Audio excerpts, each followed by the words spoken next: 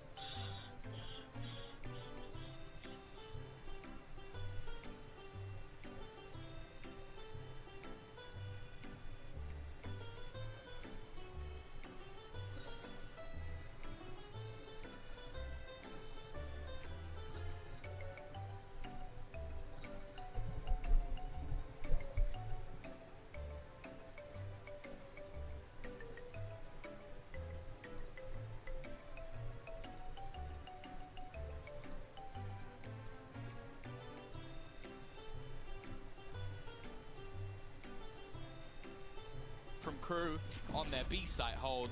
Now have their first round on the board. I mean, look, I know my man Hypuck loves to see Klaus popping off. I was definitely not too happy after that previous map, but you can see the comfort that this man has when he goes on to a quasi-duelist of Sky. Like, you talk about when he's playing a Killjoy, he can't make these sort of aggressive play. I mean, that was just ludicrous. He knows he's in the corner and runs at him like a madman. And this is something we did not see from him on the previous map, but we did see in map number 1. We knew that he was capable, and now he's delivering to put the first round on the board for Crew. Seeing a Judge on the attacking side in the hands of Raider. Dash into Lamps. Yeah, I think it's the Flash play. the Lear, and Oh no! He's went straight into the box, hasn't he, Tom? Wow. That is not exactly what was intended, but he has managed to get a poke, so yeah. Yeah, All's well that ends well. They've lost the Empress. Tanker J is going to be taken down very early on in this fight. Laz is just sat there like, let me in. Let me in. Stuck behind the wall. Nice shot from Crow. We'll keep this one even, at least for a little bit. And they have to be careful on the other side. This duel's so important. It means they can finally take that extra little bit of control. There we go. Seekers are going to be popped. Pursuing the players, trying to find out exactly where they are! And Dowsick delivers a double! It's all down to Makiba! Makiba and Laz. Laz has been lurking yet again. What a surprise! He's taken down, and Makiba has the 1v3 that we had teed up for him. He'll at least get the spike planted. It's very difficult to get much more than that when there's 3 players on the other side, especially when it's Klaus and Kesnitz on the other side. Yeah, he's got the nade as well to try and clear him out of position. Even though the first shot is landed, it really doesn't matter too much. And Crew, they're going to bring themselves through another round. And a lot of it, as you sort of mentioned, it came off the back of those Seekers, because Delzik almost used them, I want to say, as like a bodyguard to try and give him that extra info, but also take a few of the shots. Yeah, when he swung around that corner, like, look at this. They are perfectly lined up. Barely has to correct his spray to get that second kill. Really, really nice work by Crew. Laz's lurks have been impactful to a certain point, but right in that round, he's just a little bit too far removed from the action, playing so far back in bathroom. Yeah, for sure. I think especially considering he's the one with a lot of their initiation capabilities, like having those flashes that he can curve around the corners, get them that extra little bit of information. I think also they're just a little bit unlucky that they line up so perfectly, especially considering how well they've done in the round before that. Unfortunately, it doesn't make a difference. The round goes the other way. Beautiful setup. I've seen them do this a few times. It's just fantastic. Having the fault line combination with the grab well. It's such an easy kill for Rater that he decides to just trade his life away and give them the gun back. Yeah, well, what a nice guy. What a nice guy. I will say, for Zeta, there are so many warning signs when you see some of the plays that are coming down. In particular, it's Rada. I mean, that guy is really off the leash right now, trying to play aggressive, and well, so the first idea was brilliant, working. And then yeah, that was great. Do something with the gun. Go and back, not that. play as a team, but like, I think the intention there was he Hello, thought young, welcome that stream. on the other side the player had ran out of Man ammunition. mo mo. He thought that Delzik was reloading and that he'd be able to sneak out. But is that worth the risk in a round like this? The one opportunity to really have range duels now out of their hands, and instead they're going to have to rely on what is mostly going to be a 145 headshot. It's not great. Dapat. Thought for a moment maybe Laz would have found the timing, but the slow is also going to make this nigh on impossible. 25 seconds for them to try and make their move. Mazzino only manages to take himself one. Now the stun's not going to connect onto anything else. They need Takage to basically hold down the fort, and that's exactly what he's doing. The heal actually only leaves his opponent just that little bit healthier. The pistol might be enough to get something done here. He's also got the rolling thunder, but the timing works out. It's left all on to Takage, and he can't get anything. Nags has closed out the round for Crew, a little bit close for comfort, considering what was happening in the early stages. No way. No way! What? Why did I look behind me? Yeah, I did it too. I just did it again. Hey, I keep doing it. I'm gonna look one more. It's still not there. Oh, but it's that's cool. amazing. That's so cool, man. I mean, we saw a preview of that, right? One day. I won't say what it was. It's something similar, but that for the round-winning kill. It's dope. God damn, you got me smiling. It's like that meme. Basically, production like that, production and that nerds. That's what I've learned over the last few weeks. I can't even comprehend nerds. the technology that allows that to happen. Like, as the camera moves, it calculates well, where you it is. can tell that by the fact try. that we're both idiots and went, we turned around. Why can't I see it? Why isn't it actually there? Wow, it's also awesome to turn around and just see the stage, see the players, and they are cyber focused. They are really tuned in right now at 3-2. If you've just tuned in, it is map number 3, and Crew are trying to push it across the line here on their defensive side. They had an incredibly dominant start to the series, but now everything seems to be up in the air. Yeah, both teams winning their maps incredibly convincingly. Even if the scoreline on the first map might not show it as much, it really was dominant with an 11-1/2. Now we actually get a proper purchase coming in. So Rater, I'm expecting to not quite be as aggressive of what we saw with the Judge or the pistols in the previous round, because he's got his operator and he's waiting to see if there's going to be anyone giving him a duel. For now, though, a little bit tentative from the side of Crew, just waiting back, burning down the clock, and actually we're already down to the 45-second mark, and there's been very little ground taken by the attackers. No one can really take the no one can take the teleporter at this stage. Now that you put a boombot through, they could have snuck up middle and be inside of there, so we know that that option is not really open to either team if they're thinking about it for the most part, but it looks like Zeta don't mind taking a fight. Maybe they've accidentally went through the TP, I'm not entirely sure. Klaus has gone down on the B site, and now there's an opening. The whole team comes along as Laz opens it up even further. The Seekers clearing out towards the spawn. They know they've got the time to get this plant in, and the round has flipped on its head so quickly. Nags even goes down to 20 HP on the TP. Yeah, 2 players have gone through that teleport now from the defensive side, and it hasn't exactly gone fantastically. He could have rezzed inside the TP. Yeah, I think it's one of those rounds where I think they realize that there's very little hope. This crossfire should be all too easy for them to find this kill, and Makiba will do just that. And while Kesnet, he managed to get quite far in, but at this point he doesn't stand a chance. Laz is lurk again. You mentioned on it on the other side of the map in Showers. It's done even more when it comes to this A side, or B side, sorry.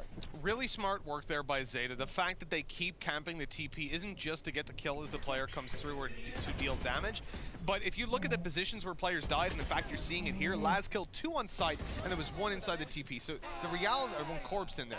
The reality is, you don't want to end up in a position where you are getting the site, you're overrunning B, but then they jump in TP, they pop a res, and now it's a tough, much tougher fight. Instead, they camp it, so even if they don't kill that guy, he knows if I res this player, he will die instantly. Oh my god, he's just gone straight through! He's just run in! Body blocked him! That's actually unbelievably unlucky!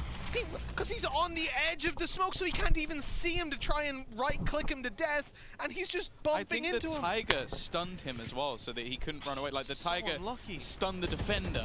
And they've also they're actually gonna used res! so They're gonna much. res! They're going to res inside the aftershock. They rezzed in an aftershock while a push came through. The flash was so well timed, and Zadev just completely overrun them. This is a disaster, Tom. Crew in a 2 versus 4 showstopper. It might be what they need. After not using up the res previously, that one really just threw it into the wind. They've used 3 ultimates and they've all been complete failures. Oh, man. This is a calamity of a round for Crew, and yeah, sure, they've got themselves another one to try and bring something back. The showstopper may be able to do something for Kesnit, but I think a lot of this is going to come down to Klaus as the rest of Zeta again taking their time, patiently maneuvering their way over to the B site, and now they're making their final push. Yeah, that showstopper not going to be part of the initial play. Klaus needs a strong hold. He's been spotted and taken down. At this point, what do you even do if you're Kesnit? Drop a nade in there. Why not? Free utility. See if you can deal some damage. In fact, he does, yeah. And he stops the spike being planted a moment, but without finding like a triple kill out of that, he's just going to save. That was a disaster. Like, every single part of it. Like, I think in that round the plan was that Mazzinho didn't have much, so he goes in, plays around his ult, just uses, I think it was a frenzy. Yep. He gets stunned instantly by the Tiger, and then you just have that weird scenario of Rayta just running straight into him. But the problem is, it's not that play. That play in isolation, okay, it goes a bit wrong. It's a 1-for-1 trade. You get rid of a Blade Storm. That's fine. It's the fact that everything else committed also went wrong. The res, that was a weird spot to try and get it done. And also just before that, they used the Orbital Strike to try and like at least slow them down and do some damage, and that also did absolutely nothing. So Crew have used up the majority of their ultimates in this round, and they've lost it convincingly.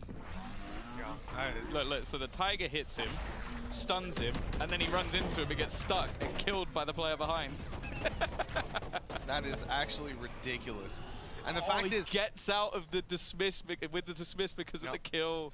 A little bit of an extra boost. He could have went in TP anyway, so it wouldn't have been that much of a big deal. Yeah. Which is like the position of that orbital strike. That was desperation. That was really just a knee-jerk reaction. We're going to have a timeout called here by Crew, good and spot. I think this is definitely somewhere they want to reassess. I'm sure their coach is going to have input on that.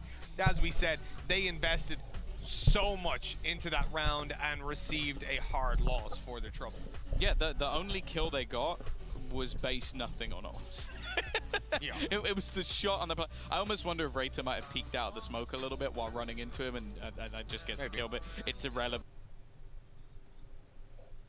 Bakal ikut ibu kandungnya yang jadi psikopat nih teman-teman. Dia manggil ibu loh teman-teman. Ini udah mulai nih. Ini udah mulai dia manggil ibu teman-teman ya. Hahaha kata mamanya guys. Kamu takut di penjara ya? Tiba-tiba memanggilku ibu. Sayangku, aku bahagia. Terima kasih telah memanggilku ibu, anakku sayang. Kalau aku ingin bersamamu, bagaimana caranya aku menemuimu, kata teman. Aku akan menunggumu di taman dekat rumahmu, kata teman. Sekarang, kata mamanya guys. Cepat keluar sebelum polisi datang. Wow, dia ketawa guys. Ketawa teman-teman. Hahaha. Kenapa? Kenapa tertawa, kata mama teman. Apakah kamu bahagia? Karena aku akan bersamamu, akan bersama dengan ibu kandungmu lagi. Kamu pikir aku bodoh, kata teman. Mamaku masih hidup. Holy shit. Kamu tidak menembak aku tidak menembak siapapun. Sekarang polisi kan, oh my god guys. Oh my god. Ini endingnya sangat bagus teman-teman. Sekarang polisi akan segera menemuimu di taman, Rebecca. Selamat membusuk di penjara. Salam sayang.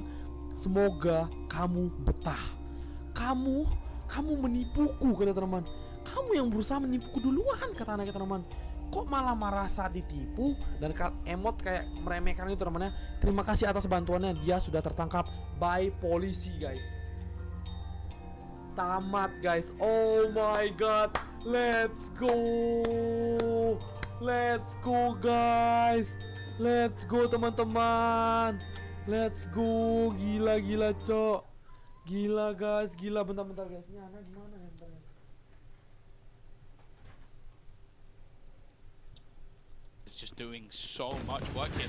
Despite now the full rotation coming through, Crow at least has a full belt of utility to play with. And while on the other side, they've actually still got a boombot they can throw through. This one's going to be really tough for Crow. That's okay. Well, they did put the boombot in. Guys, his spawn is clear, just so you know. Crow has a flash to play with here. Let's see if he's going to be able to get anything done. No, he's not. The headshot delivered, and Kesnet still manages to win the round. He couldn't aim a boombot, but he sure as hell can aim a rifle. Oh, that got me. just highlighting Yeah, it 2 seconds before, and Ronaldo. slowly falling back towards spawn. But hey, that's one hell of a way to come back. You can't win a round with nearly all of your ultimates. Well, you can do it with the pistols instead, and I feel like that's a huge mistake coming out of the side of Zeta. Like, you've got Laz still popping off, putting up numbers, finding kills, but everybody else just seemed to get slaughtered by like moving back into positions or just overcommitting to a rush. It just looked rough. They made the right commitment there as well over on the Crew side. They realized that with the plant that was down, likelihood is, I mean, the reality is if you had flashed out on that peak, you would have been in a lot of trouble. Was that a good flash? It was a fake flash, of course. Fake flash, don't worry. You know, Don't worry about it. we don't want to talk about it. No, we don't. They definitely didn't get stuck in the wall. I'll say Crew's utility usage, probably not the best in the tournament so far, but they're still putting up a damn good fight. Maybe it'll remedy. I love this angle by Nags. He's trying to catch them as they push over to the right side of the wall. He's now running away, making a lot of steps. I mean, they know that he hasn't jumped out. They're trying to boost. Enemy removed. That was an ambitious attempt, and it's all based on the fact that Nags ran back towards the window. They think he's playing behind box or maybe about to jump up on top. They think they've got good timing, and in fact, he's just waiting for someone to updraft or boost over the top. He's found the opener nonetheless, and we're seeing a lot of utility committed for Hookah control, but it's just not working out, and it's a little bit too late. They need to put the other 2 pieces of utility in before you go for any sort of flash, because otherwise it's just worthless. Taking the peak off of it anyway before anything goes through. Well, Nags is going to be just giggling about this round. He had a couple of kills based off his solid positioning, baiting out some of the peaks, and, well, 20 seconds left. Zeta need a hero. That's it. Say what you will about Zeta's attack there and the approach to it, but it was punished, and that's where the real skill comes in. I love this! Nice. The pull out in the open. He manages to get away with knife out. 10 seconds left. Zeta need to up the pace. Laz in with a double, but on the backside, Kesnet is still able to drop a player. Time, has he got enough time? It's going to be damn close, and he just about does. Oh, no, he doesn't. I thought that was the plant. Oh, God. I saw it just tick past 4 as he started and thought, oh, that's unfortunate. Wow. 5-4. Just about works out for Crew. Again, I appreciate the attempt of the boost, but obviously for Nags, again, this is just the thing. It's so close to being perfect. It's so close, like just half a second, and he's stunned, pulled back in, and Takage gets the kill. But just those little details is enough that means that it doesn't quite work out for the side of Zeta. And, well, now they're coming back in with the purchase once again, 5-4. And there are 3 players ready and waiting for them on this A side. And by the looks of it, they're not stopping. Oh, the Rolling Thunders pushed Mazzino out of position. He was boosted up on top at the start of the round. The Boombots killed Rada. He dashed into it on the site. A double kill for Kesnet. One opponent he didn't even see. He didn't even think about. And a showstopper pop that stops the continued push of Zeta. They are now trapped, basically starting around 5v3. Yeah, some solid counter utility as well from Nags. Like, we talk about his individual skill, but the slows he threw in basically kept his teammates alive because they couldn't quite push through it. Even Kesnet as well with the paint shells, just making sure that they can't do anything off of this ultimate. Again, we talk about this Rolling Thunder just not having the impact that was desired for Zeta, and now they're trying to reposition the way that they're now making a move towards B. Klaus is here and ready to play. That flash actually saves the day. That's going to slow them down a little bit more with 30 seconds on the clock. Zeta look to make this push happen. Takage knows the left corner is clear as he moves on out. The steps are heard. Crew stacked up on site. The spray comes close, but it goes Crew's way every single time. Laz alone in a 1v5 with 10 seconds left and no spike. I mean, do we need to keep on looking into things that are going against him here? Well, I guess so, because Kesnet takes him down, drops the weapon, and puts a prime gaming flawless into effect for Crew. Yeah, Kesnet's starting to really come into this series. He definitely had a bit of a poorer performance when it was on Split, which is normally a playground for someone on the Rays, but in these last couple of rounds... Oh, what can you do? Yeah, as I said, I love the fact that on the entry, not only did he throw his paint shells in to deny the Rolling Thunder, but we also saw slows coming through from Nags to basically make sure that there was no way they get out onto that site quickly enough to capitalize off of that ultimate. So they're doing really well to basically slow down this team, and that's why we keep seeing 20-second executes at the end of rounds. Yeah, absolutely. Those 20 seconds, it comes down to just those duels that seem to be keeping in favor of Crew. The fact that they had it. Seekers use, nobody follows, they just get destroyed instantly, and I mean, they broke the wall, I guess. That's about the only positive in here. Half of it. Laz just completely... Is he faking now, lurking out, trying to get them to push forward? Well, it hasn't worked, whatever it was. That's an expensive start to the round, and yet again, Zeta find themselves in a 3v5 with a minute on the clock. Hey, it looks like some of these ults are just being popped almost instantly, maybe in an attempt for a small amount of information, but the value just seems lost. Nice work from Raider, though.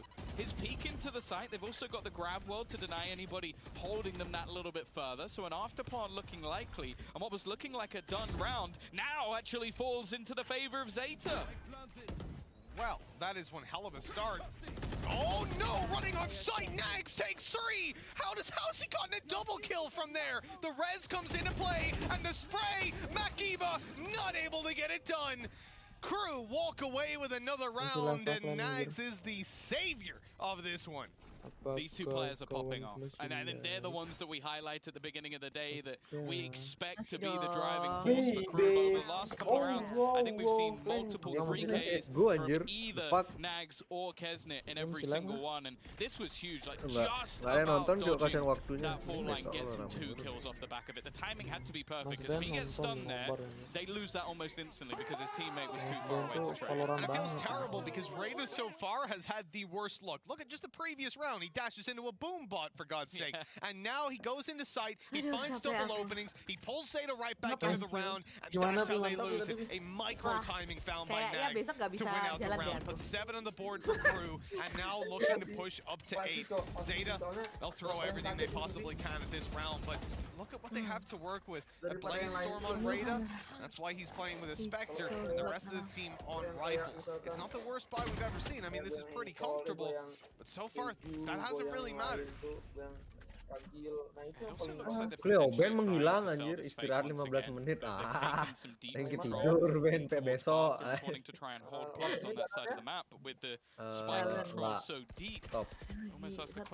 Buat nama panggilan Mami disebut Buras kurang ajar sih, sumpah. Tapi kan aku nggak boleh fixing guys, gitu. Iya. Saya lagi nunggu suamiku, belum datang. Suamiku, ya. Kamu untuk tetap peduli dengan kehidupan nyatamu. Jangan berpatokan pada RP. Trying to decide exactly how to do this, and smokes down with a rotate in, and Viper leaving too? Mencari pacar di No way, okay, he's just playing back on Tuh freaking fast lu tuh lo sampai kabur. The Seekers give away the fact that the players are here. Apa itu pacaran? Kesel They push off the back of them. They don't make their move. They delay it. They allow the rotates to come back in. Are they still going to push this? Surely they're going to TP over to A. Now, no, they've not got time. They have to go straight into the stack. Laz on Raider. Deliver the blow. There's another for the Jet of Raider. They should be able to get this one done, right?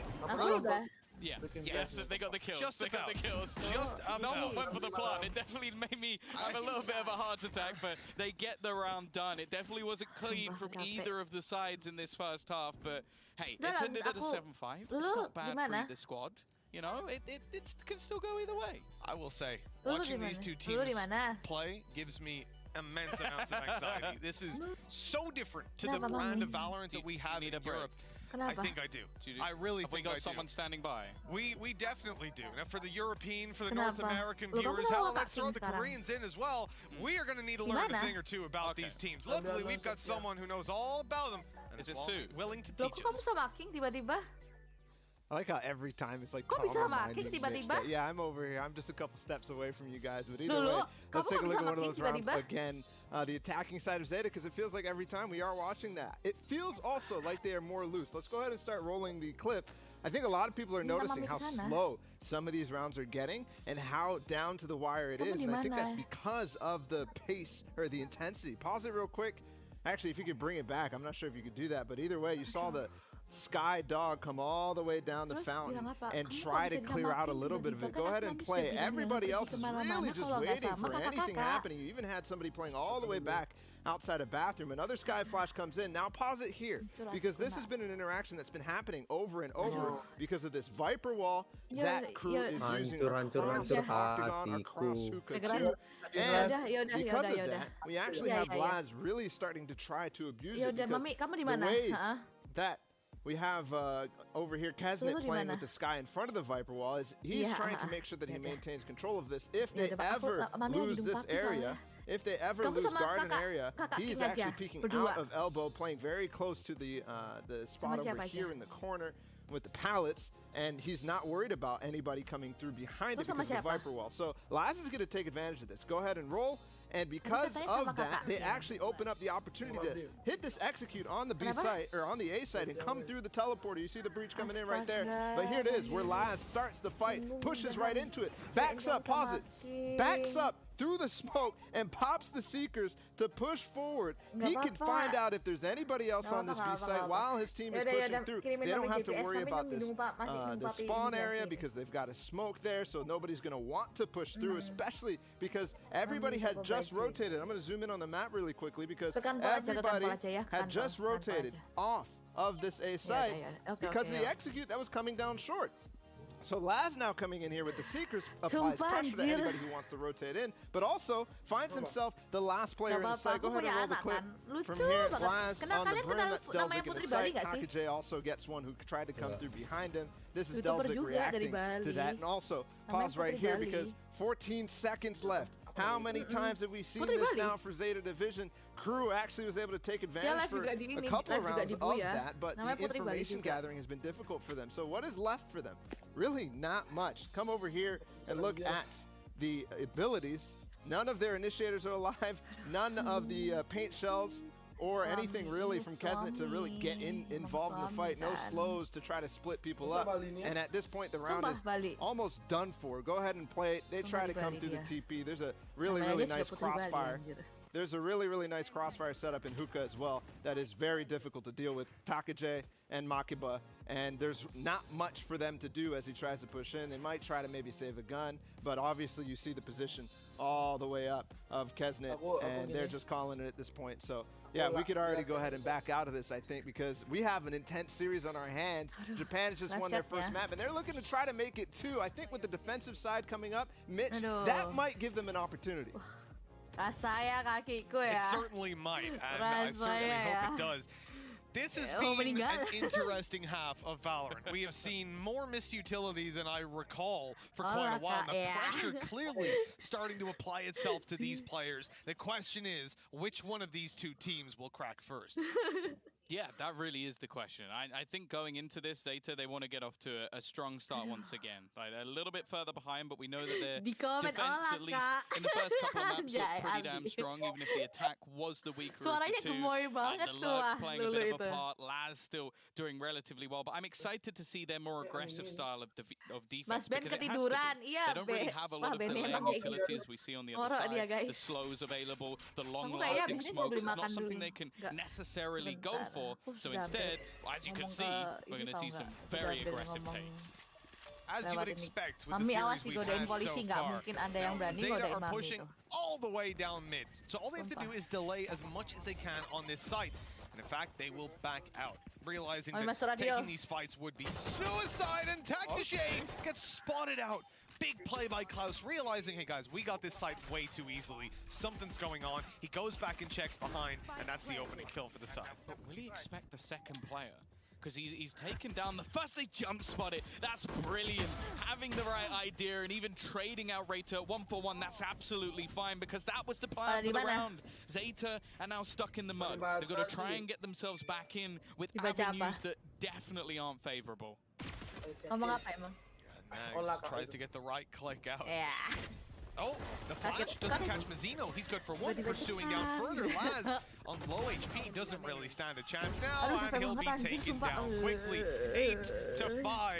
The lead for Crew extends even further coming into half number 2. Sumpah aku mau I melamun like how dulu aware guys. Crew Sumpah were in that lapar round. sumpah. I don't think the pistol round strategy was anything to write home about. It was just the fact that once they took the space, as you said, they had the realization that there could be flanks and they were methodical in all of the angles being cleared. Because even after they get the first play, the fact that they then go looking to make sure the Rayta's not somewhere behind them, that was the turning point of the round, because the rest of the players in Zeta are going, well, we have an ace up our sleeve, we're waiting for that to come through, and when it doesn't, Siap. And back in the day when we used to play, for example, with a Cypher on this map, back when that was, the way, there was no question about it. You wouldn't be able to make that kind of play. You wouldn't be able to find the site that easily, but here, Crew do, they find the read, and YouTube-nya Mami juga, jangan lupa guys.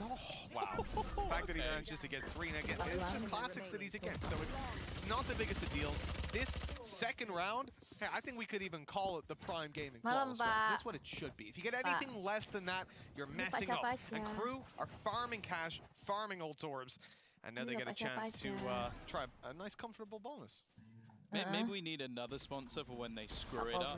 So it's like you need some sort of like XYZ, roll, you messed it up. Yeah, exactly. Unfortunately, most of the time, I think Amazon Prime is getting exactly what they needed because it should be a flawless round. Exactly. We want those Prime Gaming Flawlesses every single time on the second. This one, on the other hand, there will be a little bit of contention for. Now, Zeta are coming in with rifles. They are stacked up. They are the favorites to take this across the line, and they needed a loss here. Could be the map already waving goodbye, fading into the distance. Makiba, he's taken so much damage from that nade, man. He stood way too close for comfort. They've TP'd. Laz is able to take down Nags, but this is where trouble starts to brew. The pinch out of the teleporter, and what a shot by Takage. I don't even know he meant to get that second kill. He thought he was dismissed out. Mazzino, though, keeps it competitive. A 1v2, then sure, he loses, but in the end, 3 kills out of a round with Spectres? You'll take that. Yeah, for sure. That's not a bad round for them at all. I turned around to see if it was on the stage. We didn't even leave the map. I know, I was like, oh, maybe they're teeing it up. I turned around and then realized I'm wrong. Takut kamu kenapa-kenapa, nah. Yeah, it was the second, like, that was nuts. I think he was like, oh, maybe I won't get this kill, so just like... he missed, like, the first 2 shots. I think he's like, oh, no, I better just dismiss. And then he's like, oh, I got him? Oh, okay. Sweet. Nggak tahu. Yeah, important round for Data, but this is where, again, things turn a little bit into Crew's favor, because they're going to come up with a purchase of their own. Now, we've seen both teams have their struggles, Nggak kerja apa-apa. but... when you look at the composition that's currently being run by Crew, they have all the utility available to them to clear out a lot of these early spots and find out if there's any aggressive positions. Garasi yang itu kan? Yeah, very, very slow round. Look at this. They're just taking the pace down on the Crew side, waiting for Zeta to make a move. And it is, of course, Laz that walks right into their open arms. They were waiting on long with 2 players. Exactly. You get the flash, you think, I'm good, but the second guy comes around the corner. And they're still holding on, tucked away. That's so nasty. Having a player in the corner, playing on Klaus's contact, it's a guaranteed trade, unless it was the Jet, to be, or maybe a Rain or something like that, to be able to dismiss out of there. Yeah, I think at the moment we're witnessing a team directly countering the composition of Zeta. Definitely. They know that they need to take map control. Like, you can't play a Rainer on this map and just sit back passively. Siapa gitu temenin dulu ngobrol gitu? It has to be peaks, and they have had a bait and switch in both of Vivi, the thank you. We're going to have a deep flash onto the site. Thank you, but they've spotted exactly where Rayta is, and being as they do it themselves over on Crew, they know that this is most likely a judge. They've dealt with him on the dash out. Plant is now secured. Everything is going according to plan. I think if you hear a judge break that wall, you decide, you know what, I don't think I'm going to push that smoke anymore. I don't think it really has any value. Oh, good night. Never mind. A little bit of a whiff from Delzik. Wasn't expecting him to be running away, I suppose. Doesn't even have a skin. They sure. Oh, that nade. Oh, that nade. 15 HP. I don't know how Makiba keeps on surviving these. Mana, He's Opal? tanking nade damage. Pal di mana? Obviously doesn't want to save here. Rather get the money or Oh. potentially a weapon, Oh. maybe even a kill. Hey, good try. Yeah, they're going to be boosting up the Bentar ya, ultimates a little Lulu. bit here. Viper's Mami pit mau available ngomong for the next sama round kakak and Opal. not too far away from Okay. an orbital strike as well, which is, as mentioned, like, in terms of this map in particular, it's so impactful. The fact that you can clear out hookah if you like, the back of the B site is another good one, and of Ada course, I think the Semrian classic sama is always Bota nggak lamps. sih? It just makes some of these positions so much Sini harder deh. to hold. That's why, in particular on this map, I love seeing Brimstone play. Oh, Dell's a little spray on the radar. I love it. Udah. It is 10-6.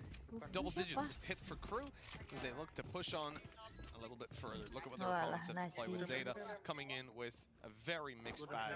They've got their saved over rifle, and outside of that, I mean, I expect to see Rada play Halo, for some early Miopi. orbs, but in fact, I noticed Halo. they're just grouped up on Rapat mid. They're going to serang push Jo. this one with the pack Jadi mentality. gini loh. Yeah, Laz also saving a Aduh, lot sudah of ceritain credits sama here. Sam Well, with sama- over 3,000, you'd kind of expect them to at least buy something. So I wonder if maybe in the next round we're going to see the operator brought in. Jadi kemarin itu Well, ada kemarin started tuh a little bit tiba-tiba kan worrying, kita but kan mau ultimately, foto-foto tuh di Korea Kesnet kan. has shut this down. Now, Nah, Laz disitu tiba-tiba basically lives ternyata here, aku so if tuh they sudah don't expect him to diikutin be here, sama I'm going to be King very tuh disappointed. sudah Yeah, lama. and he doesn't take the ult orb Mulai because aku obviously dari he expects ganti to die. baju He's warna not gonna ungu, happen. Now, baju hopefully putih. he can bait someone out Hebat, into open datanglah combat. dia. He's Yeah, taking. he'll get his ult as well when he dies. At the moment, they have no reason to really suspect that he's inside a back, but they know that they Iya, haven't emang cleared bolong. it. They're still so focused in towards the spawn. Terus, After a 4-man mid ya play udah, on an setelah eco, itu, I'm tiba-tiba si King tuh bilang, aku ada informasi nih buat kamu okay. ya, demi keselamatanmu dan lain I was sebagainya. really gitu. surprised that they didn't And then, clear back because why would they 4-man stack there Sebentar, and have a sebentar. guy on B who didn't even flash out Ntar, or guys, anything? You know, aku like he's not lupa doing masukin anything di on B. Discord, Just anjir. sat down, tucked away. But I guess maybe they thought hookah with a shorty or something. Bit of a whiff by Laz though. Yeah, that wasn't ideal. Classic left clicks, you know, it happens. Oh yeah. It happens. Oh yeah. I'm forgiving. It's I'm fine. forgiving. We've Yeah. all been there. Considering you called him out for incredible aim and then he immediately whiffed an entire mag right afterwards, it's like, yeah, we probably shouldn't mention it anymore. Probably leave that one alone. 11-6. Crew close to having their first victory on the board in Berlin. Well, straight away, we're going to see a very aggressive start, but Takage not quite gone to plan. He's going to go straight down, and already it seems his teammates might do the right thing. Not check the corner, though. Crow is going to come up with 3, looking for the last kill. Player in front of him, just a classic in hand. This is an awkward battle, and Delzik, he got a kill after he was dead. Sorry, when did that molly come in?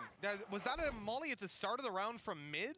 It must have been, right? Because it would have landed way earlier otherwise. Either way, absolutely ludicrous. Where did that kill from? Maybe it was out of hookah. We'll get a replay, I'm sure, at some point. We'll have to look at that one in reverse. An awkward classic fight of what we saw. Rada has the Blade Storm activated. He's already popped it. Klaus is on the site and going to go in for this plant. Leaving it nice and open. He's... No, oh no, Rada, the wall had faded. Rada's on site and it's an easy right click, easy kill, an easy round win. Great work by Crow up until the classic fight to get Zeta a 7th round. This was another perplexing situation, Tom. I've found myself more confused in this game than I think I've ever been before. And that includes when I first started playing Valorant. Fires the Molotov. Difficult. Jumps down, he dies there, and then the other player runs through spawn and dies to the Molotov? Interesting. that was a weird round, let's put it that way. The utility Check in your this game corners. has not made a lot of sense at times. That's all that we need to know.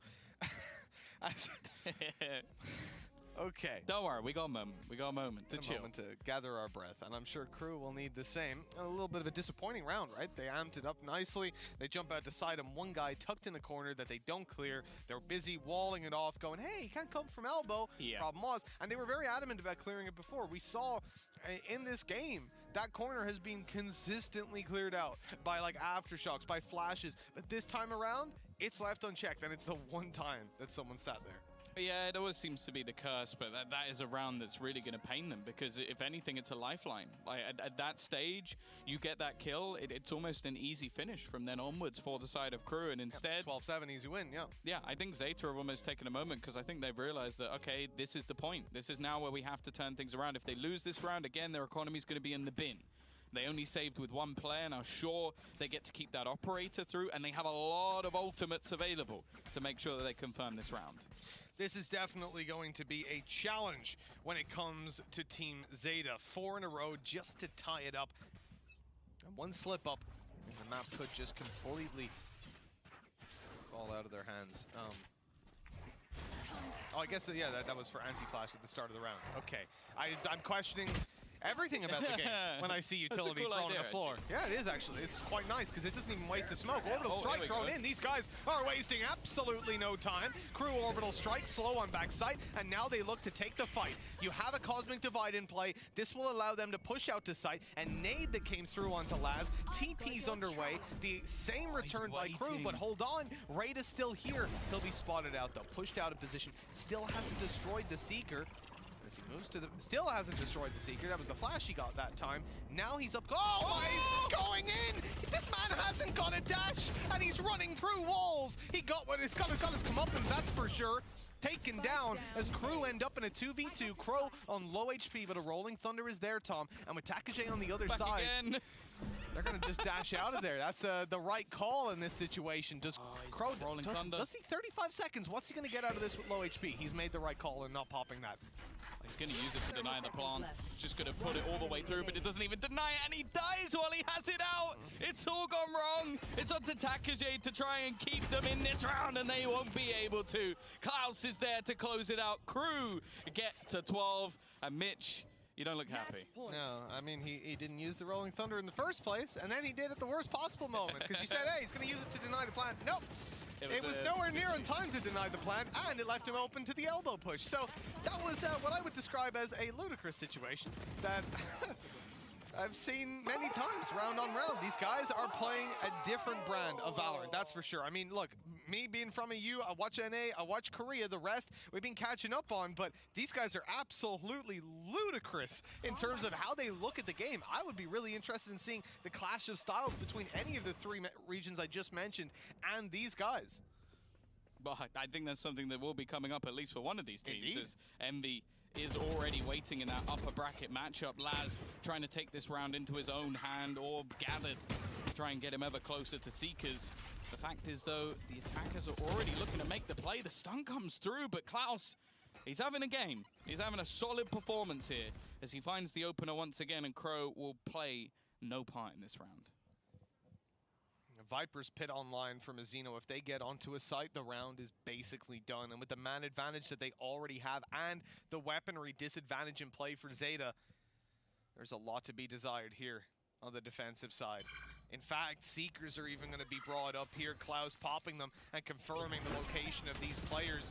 This is going to get very dangerous with Rada falling right away. In goes Takage, but nothing to be found. This could be the end for the Japanese side of Zeta in the opening game. They could be going down to the lower bracket, and by the looks of it, Tom, they will. Makiba needs a 1 versus 5 clutch. Last time, he died to a Molotov. Let's hope this time around it ain't, but it's a bullet to the chest that takes him down. 13-7 as Crew will be going on to face Envy in the winners match.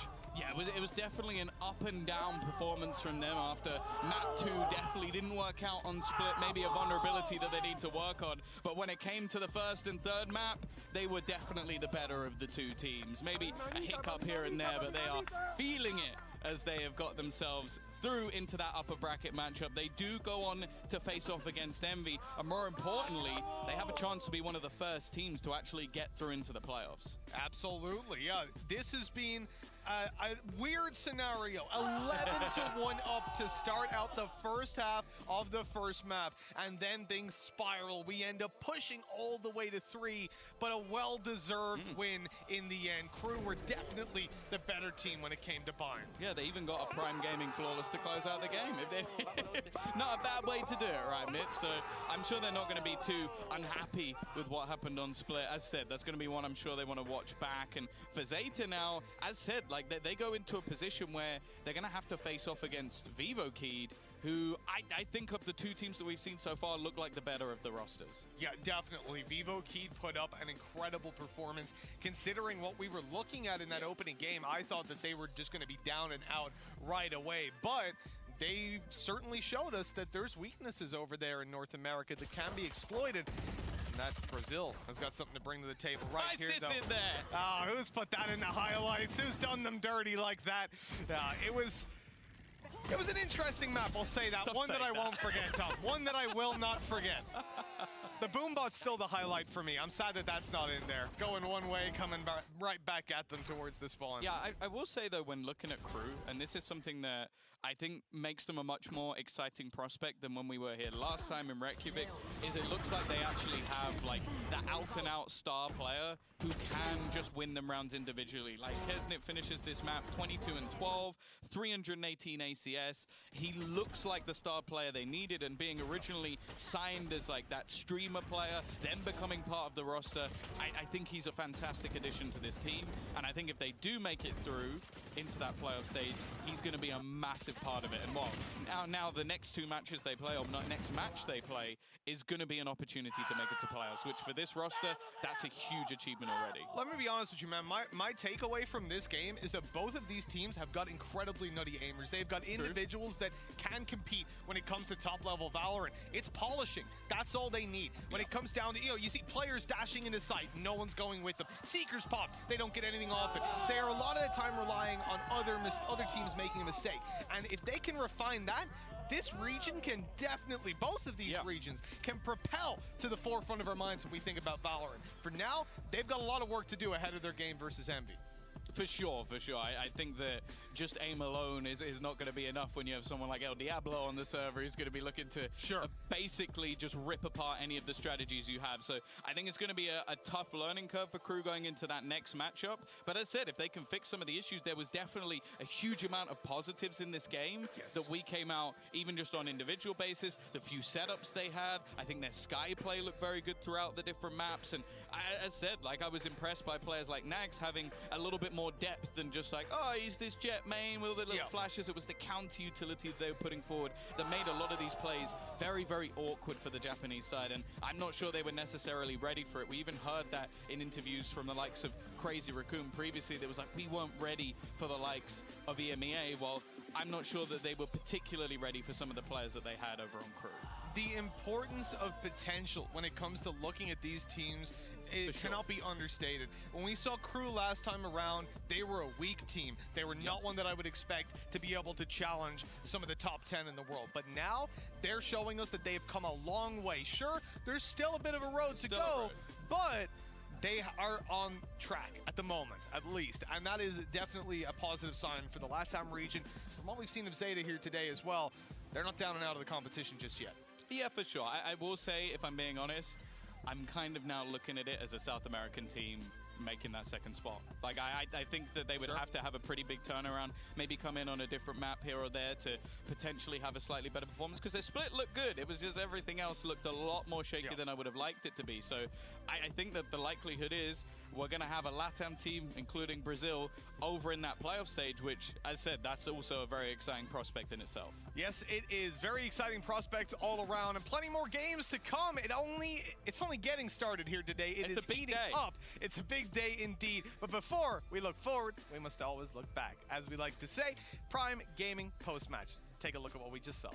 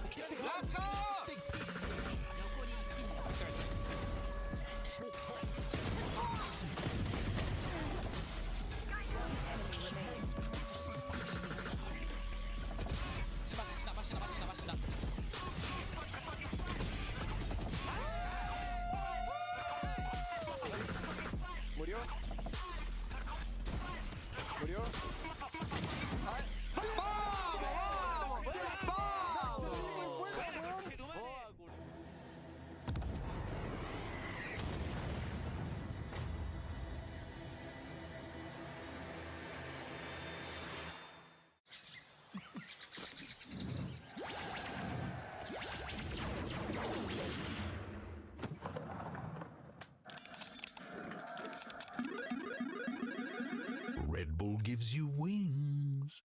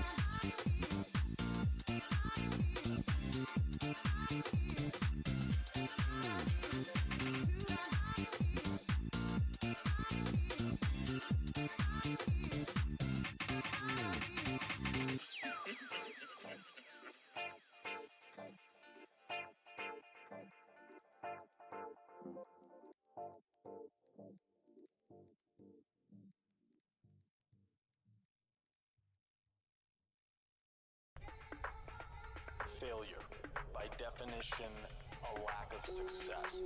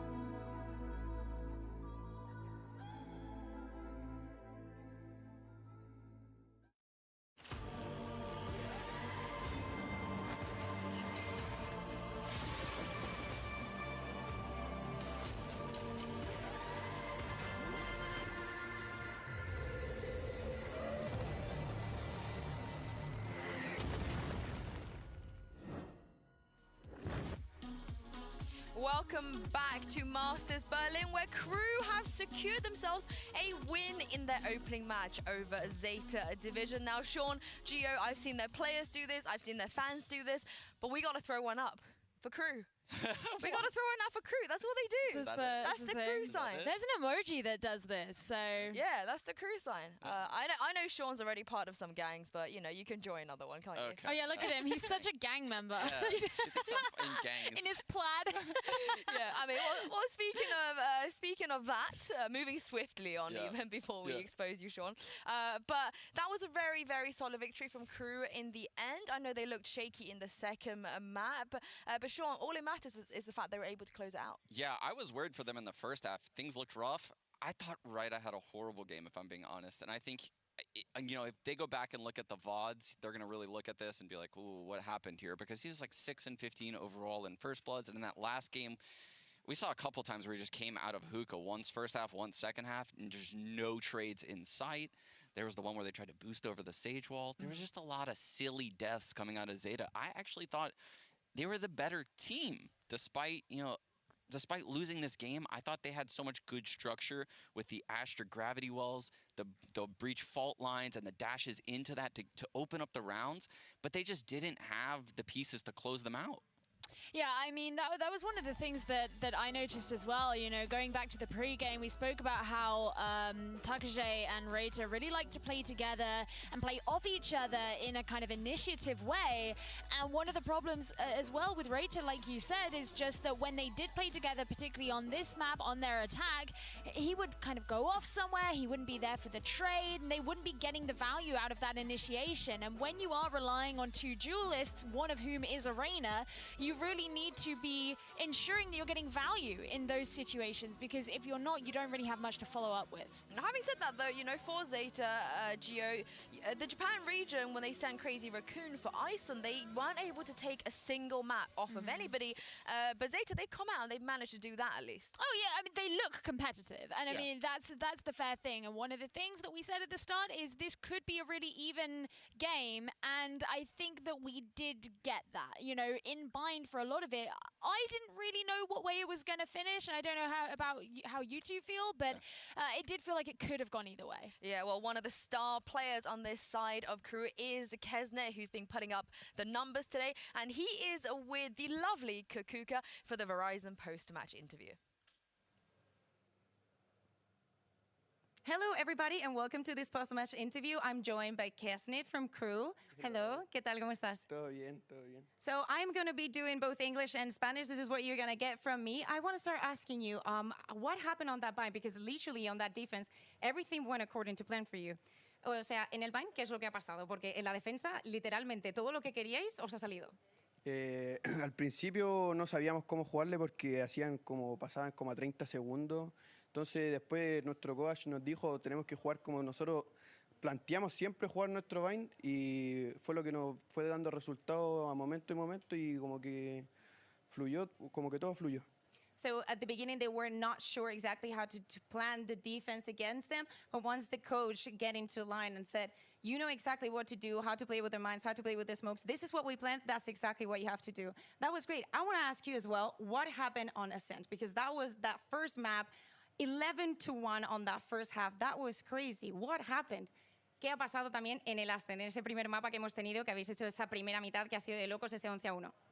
Entramos confiantes, así como veníamos jugando en las prácticas, y nos estaba saliendo todo, ronda por ronda, celebrando, no sé, como nosotros le gritamos a los demás, celebrando, todos con ánimo, entonces nos estaban saliendo todas las cosas como nosotros las practicamos.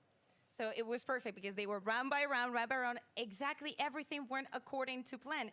So that's great to hear. Are you actually surprised that they decided to start on the attack since they had such good retakes? ¿Te ha sorprendido que decidieran ellos empezar atacando cuando tenían unos retakes tan buenos en defensa?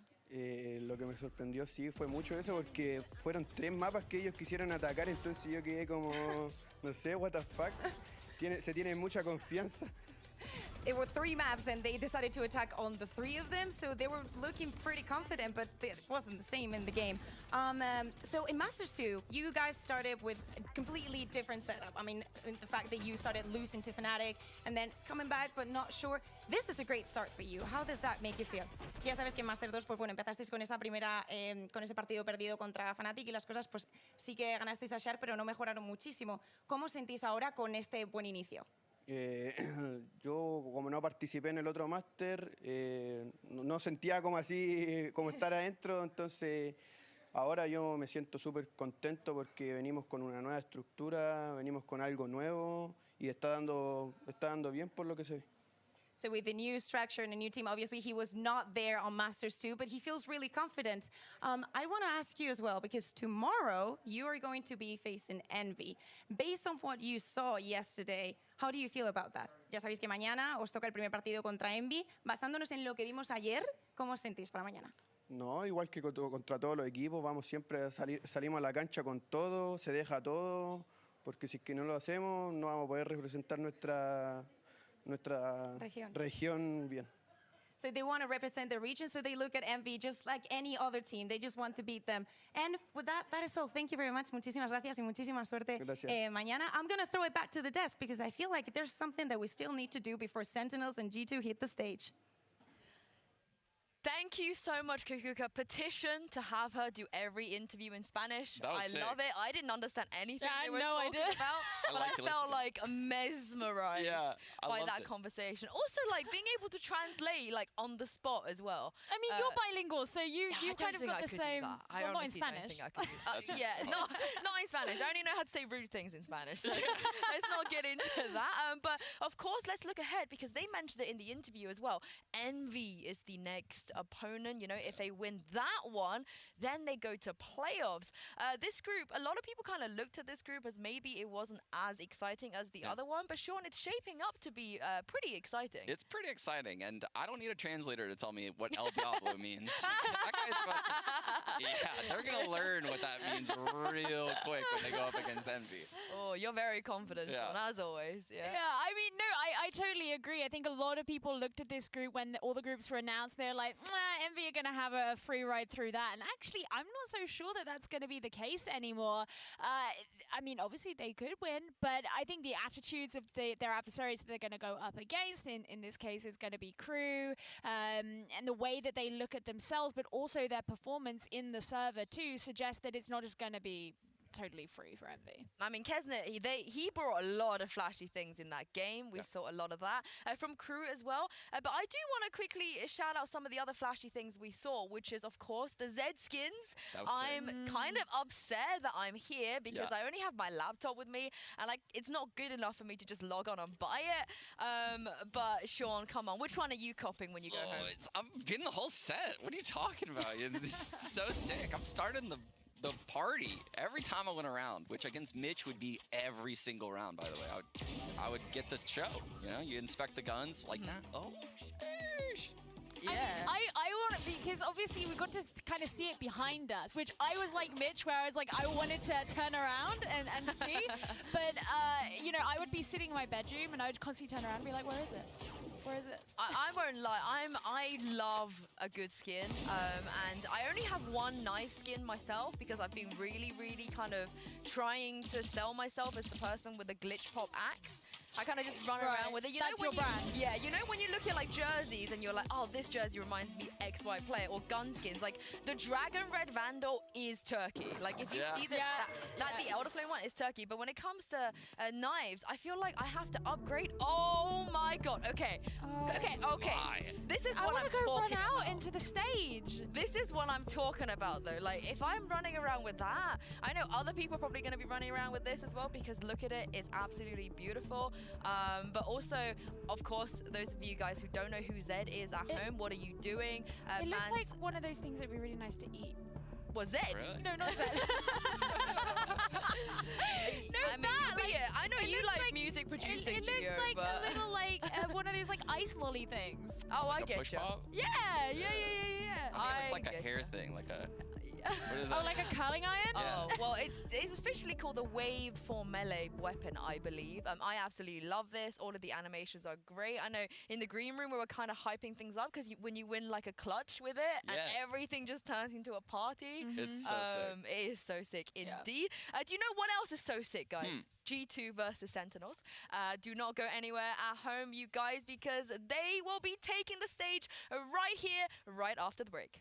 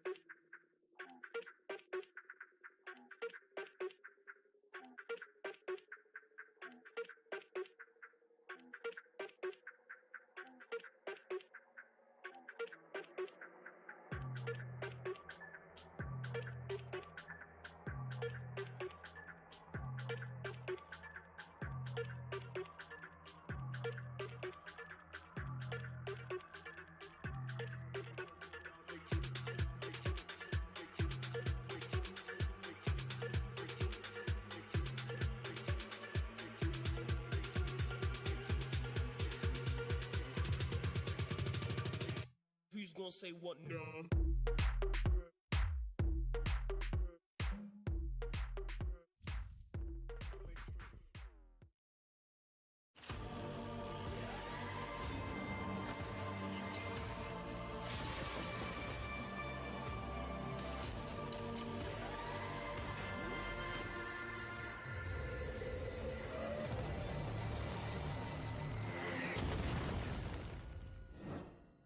We didn't expect that they will be this good. Like, we entered into the game, we was full focus. Everyone was ready to have a easy game. For me, like F4Q played really well and GG them. Gonna just be full focus on Sentinels, win the match. And I think this is the most important, and Sentinels is a really good team. For me, they are one of the best team, and it's gonna be awesome. The G2 tag is here to show everyone that G2 is gonna win the tournament. Be here Sunday against Sentinels. Welcome back to Masters Berlin, where we had a wild first series of the day, but we just heard from KELAR as we turn our attention to perhaps the marquee matchup of our day 3 at Masters Berlin, as G2 and Sentinels are about to step on stage to do battle. It's NA, it's EU. You heard him talking about the full focus on G2. I've got EU on one side, NA on the other, and I'm placed in the middle specifically for a reason, to keep the two of you off of each other's throats. But Kukuka, happy to be joining Gio on the desk for the first time today. This bout, though, I mean, it is just... It's literally what everybody is waiting for. Probably since the beginning of Valorant, it was Sentinels always coming on top, and we saw that G2 that last year was always on top as well. They did have some bumps on their way, especially during this year, but with this new roster, oh my god, everybody's watching. Come on. And then on the flip side, we have Sentinels, our first look at the defending champions from Reykjavik. I think for a lot of people, you know, it's been waiting on bated breath to see what this team will do when they step onto stage here for the first, for LAN after a few months. Yeah, I mean, I don't think much needs to be said about this team other than the fact that they are the best team in the world, and pretty much everybody out there knows that. Kukuka, your LAN. I mean, I love Sentinels. I'm not gonna lie. I mean, they went through the entire Masters 2 without dropping a single map. Is that going to change today, though? Is it? What's your thought? I think so. You think they're dropping a map right here I mean, today? if we had a 3 map on the best match, this one completely deserves 3 maps. I mean, I hope so. I hope so, because I want to see Sentinels challenged like that in a way that they weren't in Reykjavik. But I have to wonder, because having the opportunity to speak to those players on the stage in Reykjavik when they won, it almost felt too easy for them. Yeah, I mean, as much as I love to push the whole NA are the best region in the world, and they are, I am definitely not a fan of one team just being able to have everything handed to them. And while it would be great to see them win once again and actually set off their debut here in Berlin that well, I actually think that I would like to see Sentinels have that challenge. And with this rejuvenated G2, I think that'd be the perfect example of kicking that off. Well, while Sentinels is a titanic team, I think we do have to take a closer look at the roster of G2 that aims to take them down today. For me, in the first match that G2 had, eyes were on KELAR. Yeah, completely. And I feel like for this one as well, because we said that it was his debut on LAN, but he's still, you know, under the look of everybody. We know this team. We've seen them hundreds of times. I mean, not hundreds. I mean, we obviously want more of them because we have a Boba and Nuki coming from Heretics, Koldamenta coming from Asen, Mixwell staying just the only one coming from the original one. But if there is a G2 that can beat Sentinels, it's this roster. No, I mean, I totally see it. I think G2 have done a good job to synergize over the time that they've had together. We've already seen them play together here at Masters Berlin so far. They went up against F4Q, and they did say to themselves, and we even saw it at the start, they said we didn't expect it to be as hard as it was. We didn't expect it to be that much of a challenge. But I reckon coming off the back of that game, they can kind of refocus themselves, remind themselves what their strengths are, ready to come into this game. All right, so who is ultimately going to be the difference maker here in this one for the side? We did point at KELAR. I do have a head-to-head that I really want to look into. Okay.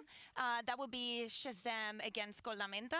Because it's, you know, it's the mind duel. It's all about the battle of the minds. The workload for Shazam is just bigger because they don't have a coach. They don't really need it. I mean, for now, we're actually going to look at Koldamenta first. He is the IGL from the team, also playing Sova most of the time, but he is the one that makes the plan. Obviously, he's followed by another 4 amazing players. Yeah, and I mean, Koldamenta, as you say, came originally from Ascend. He's come into G2 Esports from there.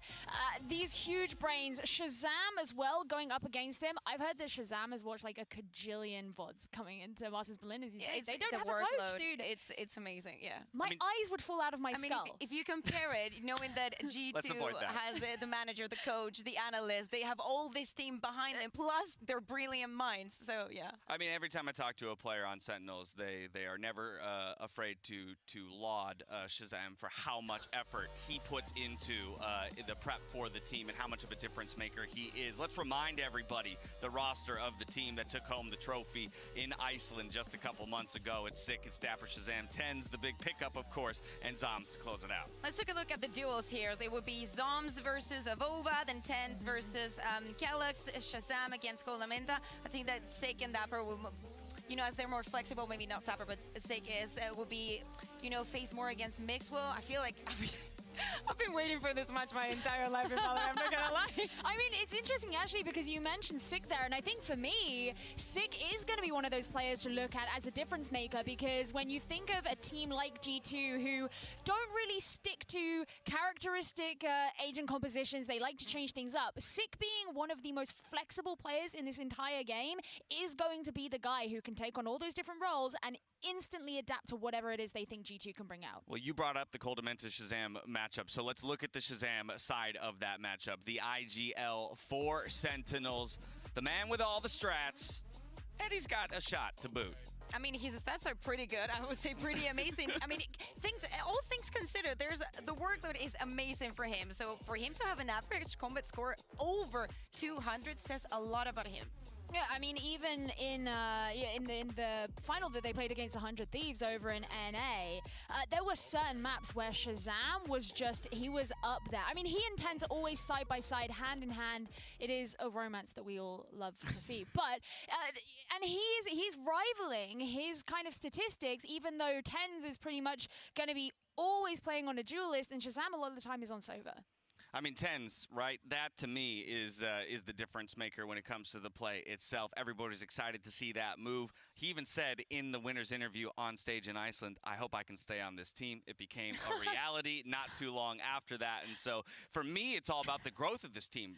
They were the story of a roster recently put together with him as an addition coming into Iceland. We're able to achieve so much. So how much more can they achieve with the time they've had? Let's go ahead and hear from the Reykjavik champions themselves, as they no doubt aim to take home Berlin.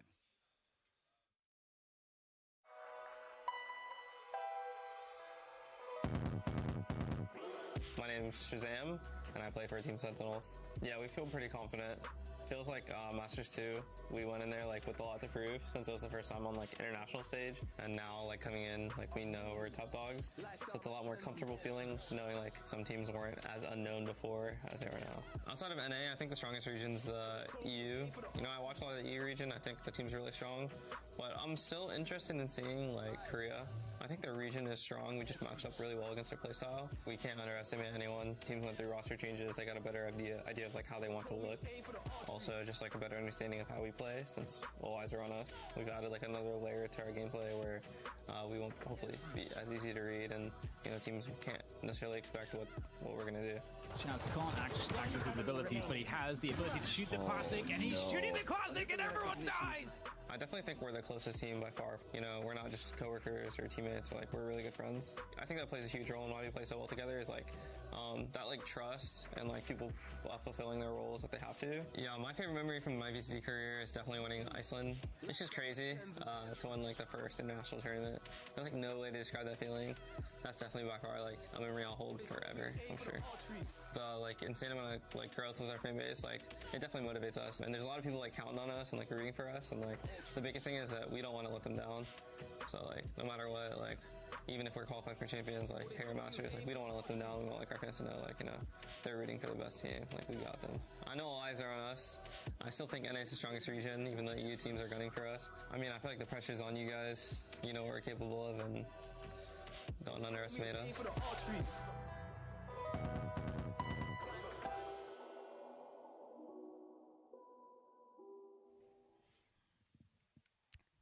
I mean, they look humble. So Sam just looks humble. But then if we look at the social media from both teams, Lord. that is a different conversation. If you have not been on Twitter recently, please do yourselves a favor right now and go check out the banter between G2 and Sentinels because it's just top tier. Well, it's something I was when we were talking about the fact that Sentinels don't have a coach, and you were like, yeah, you know, it's a team manager, team whatever. I was thinking, yeah, and a team owner who's going to hire a plane, just a plane, just going to be taking an innocent plane through the skies of Berlin. If they win this matchup, I wonder what he'll rent next. A cruise ship to go sailing through the harbor or something? It doesn't matter. Who knows?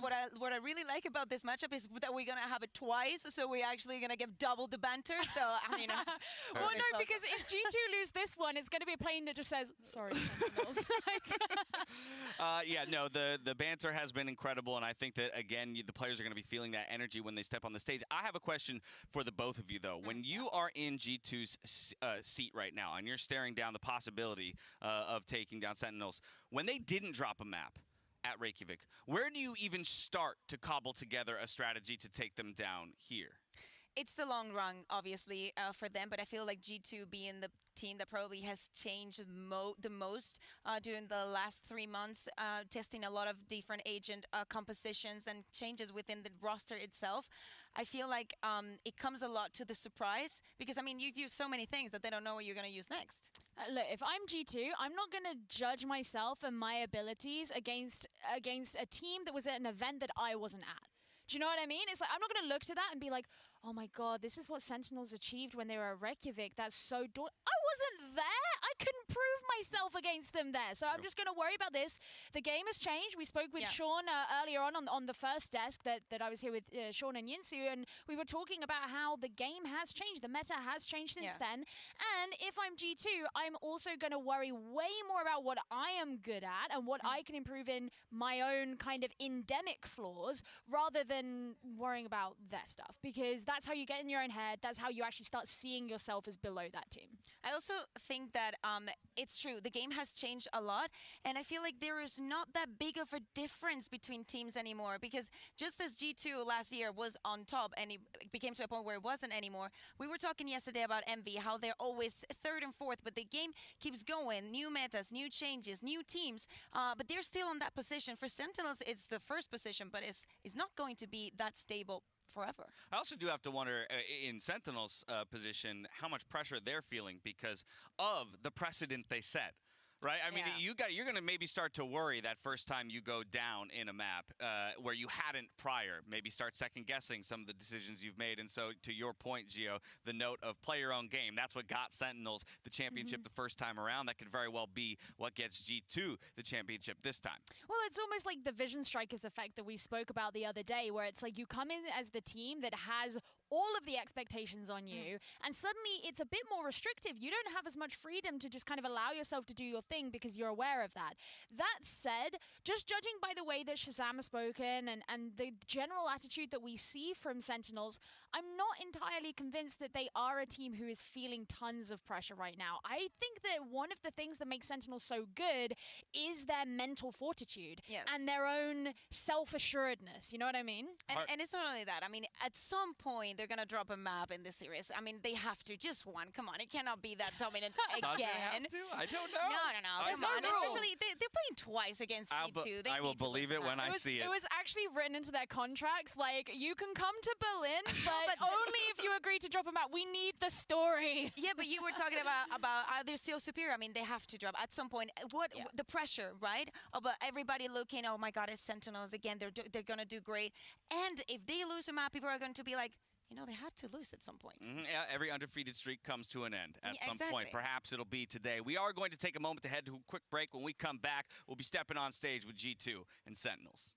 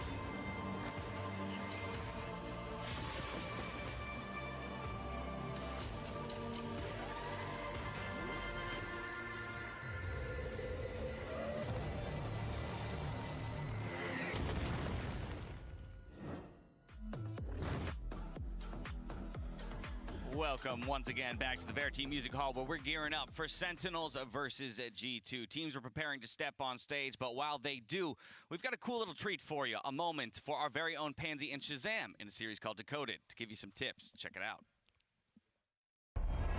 It is NA all day. Who's left? Right, like what's left? Who's left standing? But he's got the charge. Tens has the blade to go. Oh! Very out of the sky! You know, you could see it, right? You can see it on the stage. You can see it in the server. These guys are all vibing. The Koreans are like silent assassins. Welcome to Decoded. We break down the best strats and plays from the Valorant Champions Tour to help you in your ranked games. Today we're going to be looking at how to execute a perfect retake strategy with an example from Masters Reykjavik winners, Sentinels. Who else? But first, look, what is a retake, you may be asking? And you know what? Great question. You're hitting the nail on the head there.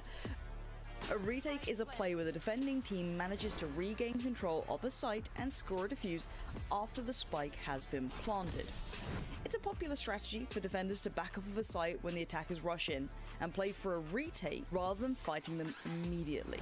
This gives the defenders time to group up for a more even team fight.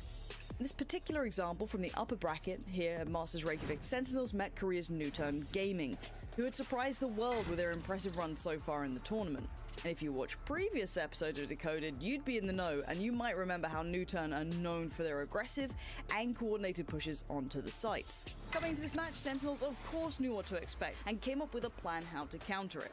As we break down this round, we'll be digging into some of the essential team play concepts to bring into your own games, including how to play a patient defense, assess teamfight risks, and manage resources efficiently. Keep an eye out for all of these tips as we work our way through it, and you'll be executing a retake like a pro. Let's get into it.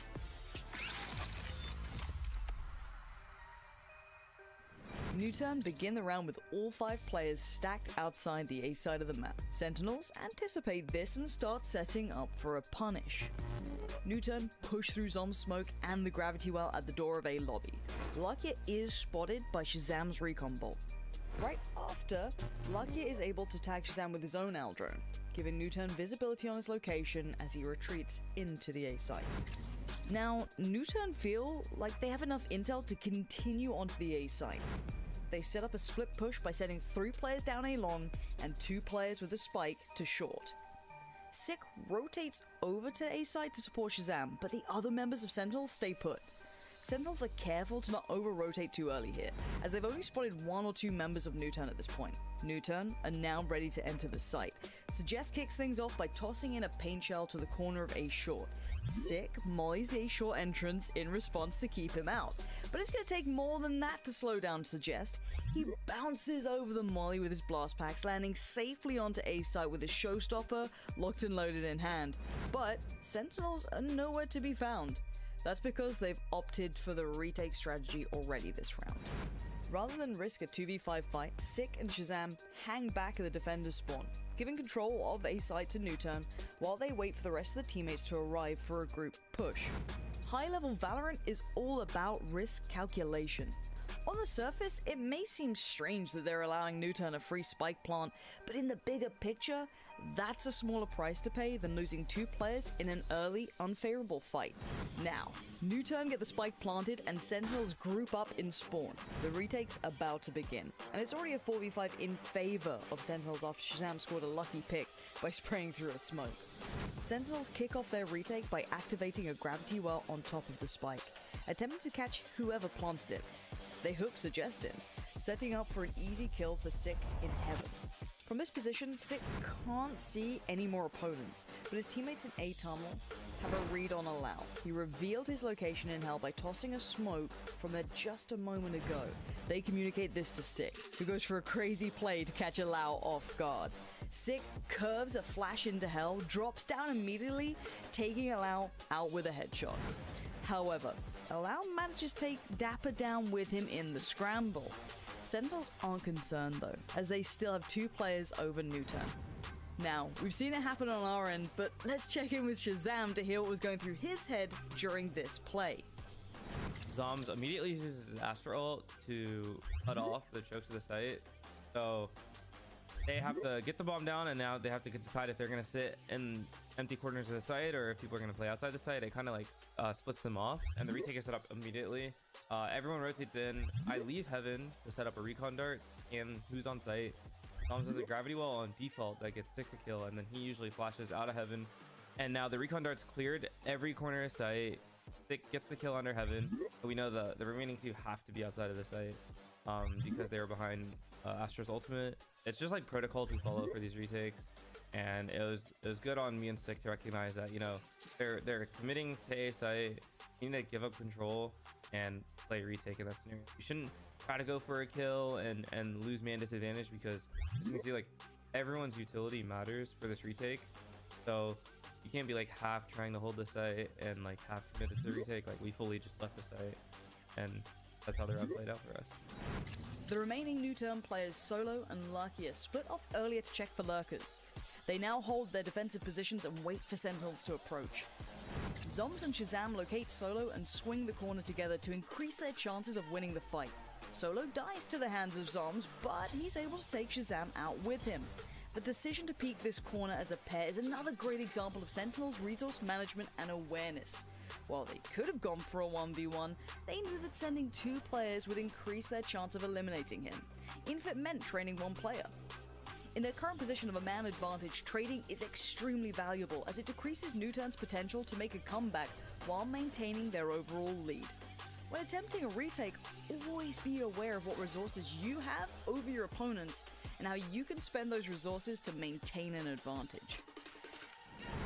As the last man standing for Newturn, Lakia finds himself in a tricky spot. He waits patiently for Sik to start defusing and is able to score the kill. But little did he know, Tens was waiting right around the corner ready to strike. Tens finishes it off, scoring the final kill and completing a perfect retake with resources left to spare. And that's the play. Now that we've broken it all down, let's take a moment to recap what we've learned. Patience is a virtue for every great player. Don't get too jumpy on defense and rotate early. Sometimes it's safer to wait things out until you've got more information. In the heat of the moment, managing risk is key. Sometimes it's best to fall back on a site and play for retakes rather than ending up in an unfavorable fight. Always be aware of what resources you and your opponents have. When you're in the lead, don't be afraid to spend some of those resources to keep your advantage going. Try bringing these pro strats into your next ranked match and see how your game improves. Thanks for checking out this episode of Decoded. Be sure to tune in to the VCT, of course, to learn more pro strats to bring to your ranked games. For upcoming matches and schedules and all the information you may ever need, head over to ValorantEsports.com. And that's it for Decoded 2021. Check out the full Decoded playlist for all the tips and tricks you may ever need. It's all there for you. Free, ready for the taking. And well, we'll be seeing you again, hopefully. Maybe. Who knows? It's me done. Catch you next time. Thank you so much, Pansy and Shazam. I'm pretty sure I just jumped 3 tiers in Valorant from that video Oh, so you made it to silver? Yeah, thank you. Okay, my goodness. Is what you get, is what you get. I asked He set for that. himself up I set for it. myself up Do for you that remember one. when Gio and I destroyed you the other day? I do remember that. I do remember Oh, that that. was a good One time. of you was at the bottom of the boards, though, and I wasn't won't me. let it wasn't. It was you. me. I got freaking off. Listen. All right, hold on. I was bottom fragger in the entire server, and I own it. I still won. Fair enough. Fair Exactly. enough. She was the yeah. moral support, okay? She was giving us the recon. I was doing good recon dubs. She was our Shazam, you know? All right. I'll take my lickings. I'll She was take our my coach, our lickings. IGL. Make sure you check out Decoded online for more tips and tricks when it comes to your ranked Valorant play. But it's time for us to now reframe towards G2 and Sentinel. So I do want to re-hit a couple points that we already have, but just because they are so important. Again, you've already mentioned Coldamenta versus Shazam when it comes to that in-game leadership, when it comes to the strategic minds of these teams. But I also recall you calling up the duelists as well as being a hyper-focus when it comes to playmaking round to round. Yeah, and I feel like Tense has a little bit more of confidence just because he's been with the team just longer. And I also think that Sentinels is the kind of team that adapts super fast to their enemies. So I think that even if they encounter something that they were not expecting, they're going to overcome it. As for G2, I feel like they will find something that they are not able to overcome just today, but they're going to have another matchup, and that's where I expect to see the magic. I mean, for me, I think for what I'm looking for with G2 is leaning into those strengths. Like, for example, what we saw against F4Q, and I'm repeating something Pansy said in her little segment, which is patience is a virtue. G2 are very good at playing patiently. They're very good at drawing utility out from their enemies and then striking while the iron is hot, right? And that is what I want to be seeing from them. They're great at bringing in these pinches. They're fantastic at playing for trades. And I think those are the kinds of things that if they can do them well, should work against Sentinels. Curious how that interacts with a team like Sentinels, because we heard Shazam say in the very same piece how important it was that all 5 members were alive for that retake, each piece of utility being important, not actually taking, you know, the 50-50 on, you know, the entrance to the site. But it also looked natural, you know, it came so naturally. They were so prepared because, as Shazam mentioned, they're friends, they know each other, they knew exactly how the other thinks, and they're ready for these things. That is what I mentioned. They know how to overcome these things, even in a very short period of time. When you think about what is going to put G2 over the edge in a winning scenario, what is it? What aspect of their play is so superior to everybody else? For winning Sentinels especially? Yeah, exactly. Like, what would tee them up to beat Sentinels? I feel like they need to be pumped up as they were the other day. They need to support each other a lot. Even when they lose those rounds, they need to still be able to just take the team and be like, okay, next, what else do we have? Because we do have a lot. So they need to just keep that momentum even though if it's not alive. I think something else to consider is the fact that G2 has already had the opportunity to play on the stage. This is the first outing for Sentinels. A number of teams that we've had high expectations for have actually had slow starts in a number of maps, and so that's going to be a consideration as well. How will map 1 go in terms of the momentum for either of these teams? Yeah, I mean, they're used to already being on the stage. They know what they're working with. They know how they reacted to whatever it was going on kind of behind what we get to see. I mean, yeah, that said, it's not as if they're going up against a team that are exactly inexperienced from that perspective. So, you know, I guess we'll have to find out how big a deal that is. And you also have the concern that Sentinels, they got to just kind of chill, relax, watch a couple of cheeky VODs while G2 are like hauling away. That's a good point. There's a little bit of tape that Sentinels got to watch. And we saw a lot of Avoba on Astra. I think that we're gonna see more of that today. I do not have the insights, but I'm just gonna put it there. Just leaking the no, I'm not. All right, well, you know, we're not giving anything away because we don't know anything, but we'll know some stuff soon enough because I just received word that it is time for us to step on stage and see G2 take on Sentinels for the first time here at Masters Berlin.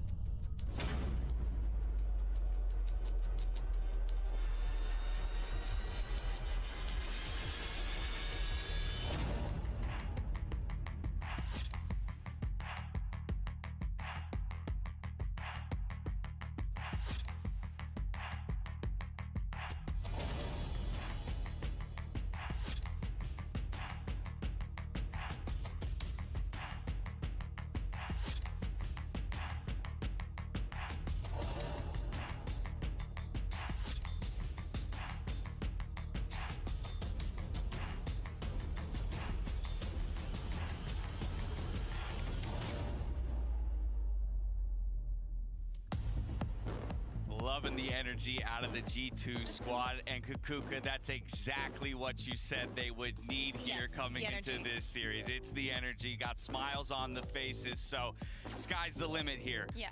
I want to talk about map select though, because we've talked so much about the players themselves. So what do we expect?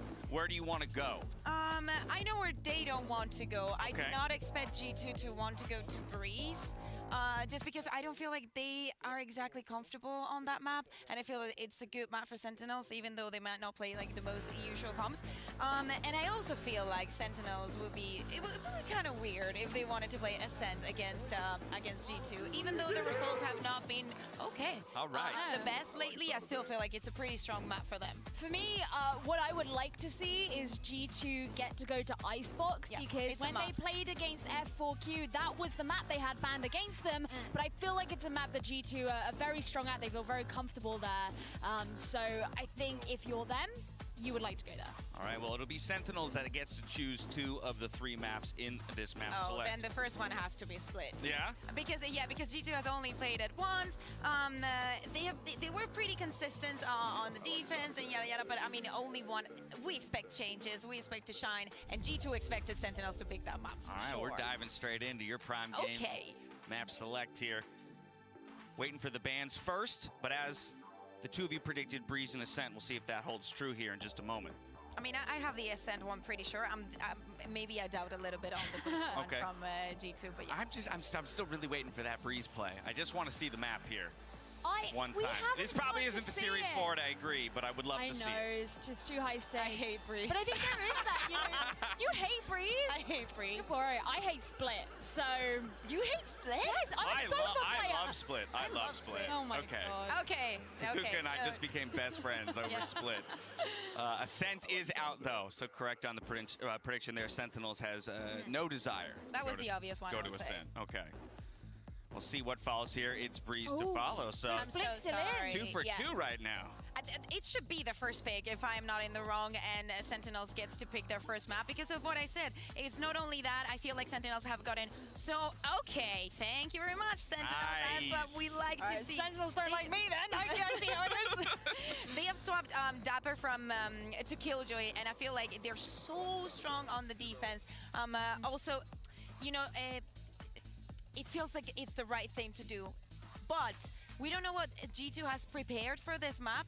Still, it's the first time that they're going to test it if they do. I think it's natural that they choose defense, though, to kick things off. Now it is G2's opportunity to pick a map.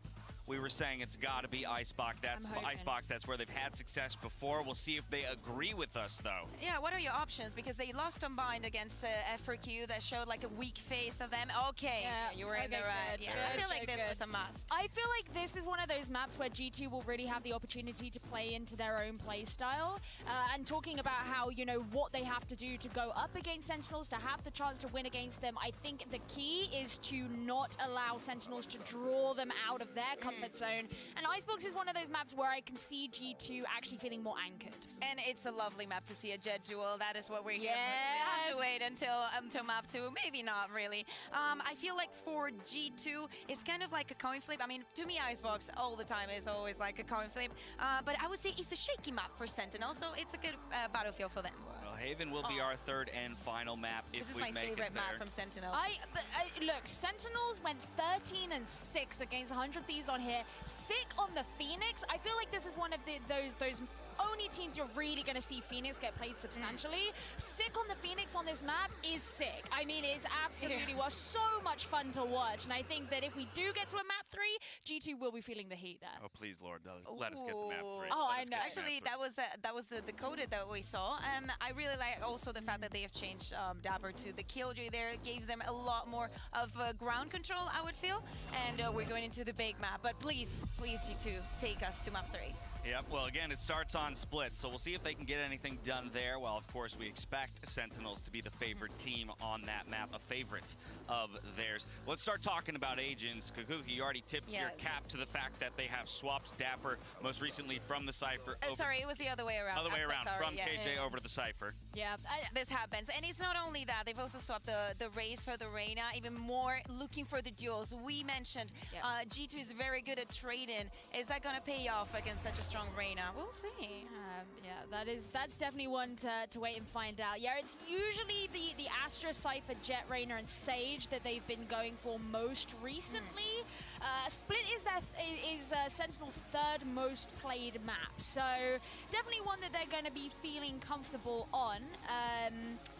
But yeah, that double duelist, I think, for me is going to be game-changing. Yeah, where a lot of my attention is going to be paid. Now, it may be Sentinel's 3rd most played map, but it's actually one of the lesser played maps here so far at Masters Berlin. Only an example or 2 so far of it being played. So I'm just kind of curious to remind our viewers where we feel the most integral elements of the map play are, how those agent picks will play into control over both sides as well as mid.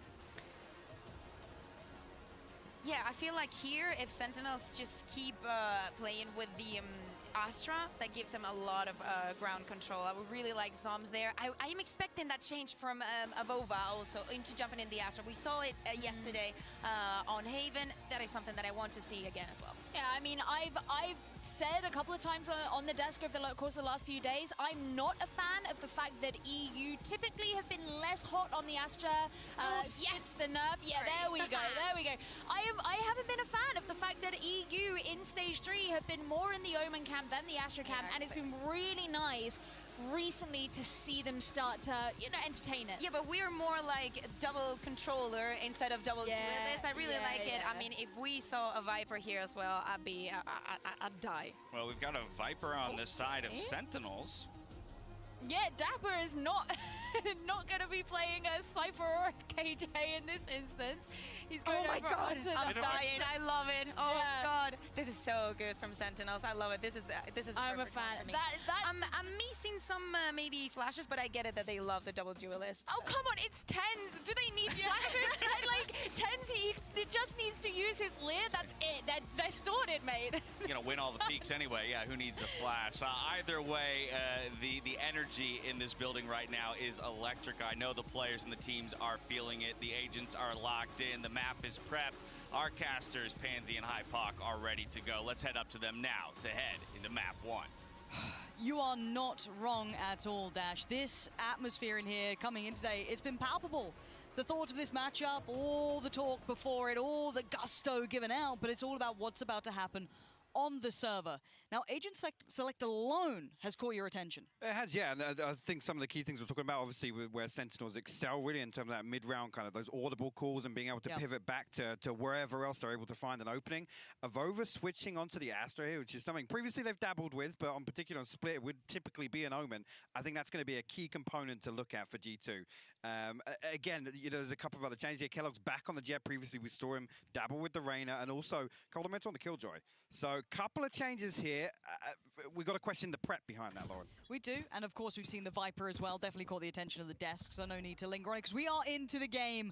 And Sentinels on the attacking side, the returning Reykjavik champions looking hot to trot, and G2, the unlikely boys who are going to have to prove something monstrous here. Awaken the beast that has truly been just sealed away. Got to see what they can bring. Round 1 already started up. Sentinels having a look towards that A side. Actually, straight away, the wall in place to prevent that cross into heaven. At least have to give some information away. Nuki going to be called upon here with the frenzy. Actually ignores the dash, but 10 still finds the opening. Sentinels trying to carve their way into A site right now, and Mixwell left to do nothing but sit inside screens. Now the poison orb going to go up, and that's going to potentially give a lot more control over to Sentinels as the spike is planted. Let's see how much ground they can get. It's like the springboard back in. Shazam does not care for it. He's leaning forward, catches the CT push from Mixwell. As Dapper looking towards that playback through from the T side, that flank that will be coming in. We saw it slowly building with Avova over that side, but he's got support, he's got Kellogg's here as well. But Sentinels, boys, they're a little different. They just don't miss. This is clean. The only one to draw blood so far is Avova. That's 2. But there's an army in the way. This isn't going to happen. 8 HP. The dream's dead. Tens has got it. That's the first. Sentinels pick up where they left off. Actually, G2, in my eyes, the correct formation to deal with that, right? The only problem being Nuki kind of stuck there. Once that execution comes through, being on the raids, there's no real jail free card right there. It's a one and done, and he didn't deliver on that front. So Sentinel's able to capitalize on that opening fairly easily. See if G2 throw anything into it. It's going to be Kellogg's with a Sheriff, but other than that, nothing across the board. See if they stack up and try and get a little bit aggro. Looking at 4 players actually towards A, but Spike leaning B side, and there's 2 members outside garage here. So Coldamenta will be called upon here, or at least Tommy Turret. We'll give that information away. Tens and sick. Information gone on the back of it. They will retrieve the orb. But elsewhere, again, there's 2 players creeping through mid as well. Yeah, that's been catching my eye. And look at all the attention G2's putting it this way. They're about to get crunched on this. Poor Coldamenta. Very unfavorable scenario for him as Sentinels. Lovely start, very clean, and I want to see how they fare in these anti-ecos, I guess you could say. I mean, we have a Shorty and a Sheriff, not much else. This should be 5 alive. If you're looking at Sentinels as expectations, I mean, most of us, if we're being reasonable, probably chose between maybe Gambit, if you're more of an EMEA fan, NA, looking at Sentinels here, and if you're a bit weird like me, I go 100 Thieves. But these boys are the real deal. And as you can see, so far 5 standing, and Kellogg's is your last one there. Not going to get any bonuses there at all. Prime Gaming flawless, second round. Sentinels looking sharp, and this isn't a surprise to us yet. This is going par for the course. Absolutely, and again, nothing really, gained by G2 in terms of how these first 2 rounds have played out. I think actually Sentinels are going to look to obviously capitalize on this, on the SMGs here, maybe stack up for a full-on sight here early on. G2 going to be called upon very early in this round. Again, I don't want to see them lean too heavily forward. This time looks like spread pretty thin. It's only Mixwell at the minute towards screens on A. It's double stack towards B tower actually, with Avova down towards Garage. But Sentinel spread across as well. Kellogg's going to be called upon in mid here. Okay, gets out. Might play Nookie a little. Didn't quite get the pickup he wanted, and damage not quite being done until then. Coldamenta going to draw blood over by Mailroom, and they are actually greeting the challenge in towards middle, keeping them just to arm's length, maybe just far enough for those rifles to ring through. But bear in mind, statistically speaking, and just by every account statistically, and any way you want to look at this, G2 should be able to convert this round, but those SMGs, when brought up nice and close, if they can keep pressuring mid, can still do damage. Now, again, this pressure is between Nookie and Kellogg's. Kellogg's actually backed all the way away from this, and Six still forcing his way in here. Actually getting way, way closer. Avova has to be called upon for a gravity well there. And Sentinel's closing the distance here. It's going to be really difficult. Kellogg's is down to 2 HP. Yeah, this is good, though. Nice aim from him, but now he's under severe scrutiny. He's going to be eventually found. Avova's got his back bow, and this is good trading. Dapper, great work. Big damage. Wants to pressure CT. Why not get in there? Get in their faces! Nookie, he's got it. And there's one back, as they needed to stop the rot. You don't want to see that bonus round being converted. That's when a spiral could occur. Yeah, again, one more weapon there. I'm a little more concerned for G2, but majority stand. Sentinels forced to reinvest. Yeah, it's interesting to see, again, that slow kind of progression through mid, again, trying to cut down the distance, make the most of those SMGs. G2 well positioned to handle that, though. Again, Sentinels, this time actually, 3 members over towards A main. Again, Mixwell the only one on A site for G2. Be very careful here. Again, the Viper wall up. Sick actually opens up straight away onto Kellogg's. Look, you can get away with that against others, but the aim on the Sentinel side is just unrelenting. Mixwell's going to have to deal with this as well now. 10's on the other side. He knows what's around that corner, but he's got Nookie by his side, so it's not so bad just yet. Actually, even gets to back away. Lovely utility work, but does he dare double down? Nookie wants it, sticks around for it. This isn't bad, but this is still such a bloody battle as Sick wins that final fight, and now suddenly the site is open, ready for the taking of 3v2. And there's going to be the ult to just allow that ferrying of the spike across safely. Oh yeah, it's going to be a comfortable plant inside the Viper's pit. Over and Coldamenta. Really, really difficult for them to break through here, especially with the Zombs positioned so deep. Actually gives them a pocket just behind on site, really, to play from. The wall as well across elbow. This is a tough retake for them. Oh, you think about the utility that's just been flooded in. They can just sit the time ticking so favorably towards Sentinels. Avova shows where he is now. Pulls attention, but shows that he's also off it. Dips away, but that allows Coldamenta find a bit of space towards Dapper, but bear in mind there is one player who is the safety net, but that is going to be Zombs. Has to give away position, but he will get Avova. That's exactly what the doctor ordered. As Zombs, the swishest safety net so far. Actually, investment of the ultimate there as well. Very, very late into that. It's just desperation to maybe create some pocket of safety on side to get a defuse through, but about the half at that point. This is the problem. The first time, like I said, Sentinel stacking 3 up here, so kind of Nookie coming across to rotate. Mixwell obviously put in grave danger behind the wall. Again, if they can stack up like this, I think Sentinels really, time and time again, can condition G2 to lean a couple of players towards A. And look at it now, on the back of that previous round, they've got Kellogg's there, Coldamenta switched up, Mixwell now again looking for control around the orb.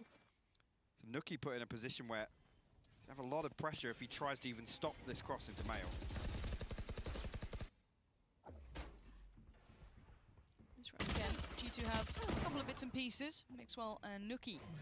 Getting the Spectres, a couple of Sheriffs to supplement, but it's very light in comparison, of course, to Sentinels, who are sitting quite flush. Shaz on the Spectre, the rest all locked and loaded, but maybe feeling out what they're coming up against. No real rush on this one yet. Yes, the wall's invested in tens, showing a little leg, but it's not too much to worry about just yet. 58 seconds, and there's the first contact. Sick with a comfortable opening, looking like they want to get towards B now. Take that space that's been given and allow tens that freedom to roam a little further forward, clear the site, and you can already see those defensive lines are starting to build up around this site. Dapper, good awareness by Kellogg's, at least of the possibility. BENTAR actually good for the trade. One weapon retrieved at least in mid, but how much more they can do in this round. Sentinels with a man advantage, and it's tough to break through here with two SMGs. BENTAR can even get out of that smoke, actually. Sick. For a moment, glanced away, and actually BENTAR finds one. Yeah, but it's instantly traded. That's the beauty there of tens coming around. But it is going to be found again by Nuki, so there's a bit of a back and forth here. But Mixwell just saying get out for it, as tens is just locked in the back of the site, and Zoms is the one to shut it out. This is comfortable from Sentinels. Yes, a couple of kills here and there, but I'm looking at rounds now. This is not a comfy map for G2. If you looked statistically, sure, you may look at it on first glance and go, oh, that's okay. But think outside that one game they played recently, it's all been relatively far in the past. This has not been a map that they sit on, so this is a gorgeous take. On your screen. They're feeling themselves. They're pumped up, and why not? This is the first step on the stage for them. They have to reclaim that reputation that obviously followed them off the back of Reykjavik. They're the #1. And again, I've not seen a team look so comfortable with the target on their back as they do. Shazam actually going to pop. Blade Storm up the rip here. Kellogg's actually with the operator online. He's over towards B main here. Looking to invest the showstopper, but nothing on the other side of it. That's a lot of utility getting sent out here by Nuki just to try and slow down this push or try and regain some control. Nice. Actually, tens will find two there. Tens and Zoms full. Yeah, that's so well done by Nuki. Finally taking a little bit of, I guess, proactive play towards middle, even though he's been pretty much dictated to by that man. Even just the audio cue forced his hand earlier on, and now Shazam is not done yet. He still has to do some more, because Dapper just got caught off trying to play up towards A. Can Shaz do something miraculous here?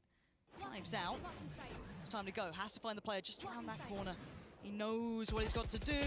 And no, it's not worked out well. BENTAR, lovely, lovely play there. Very calm and collected.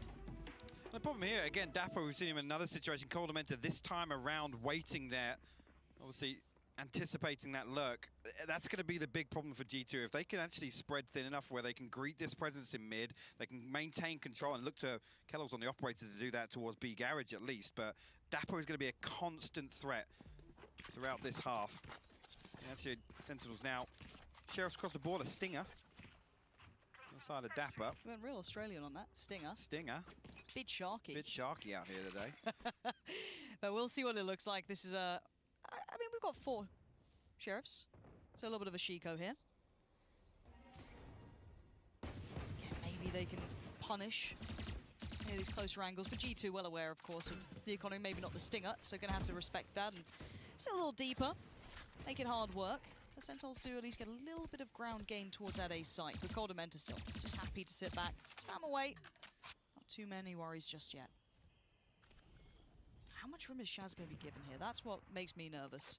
This is what I'm talking about. Kellogg's being in position with the operator to greet kind of the other side of this play. And that's on the back of that contact on A, right? So absolutely can't fault Zoms for trying to find something in there. But that's what I'm looking for G2.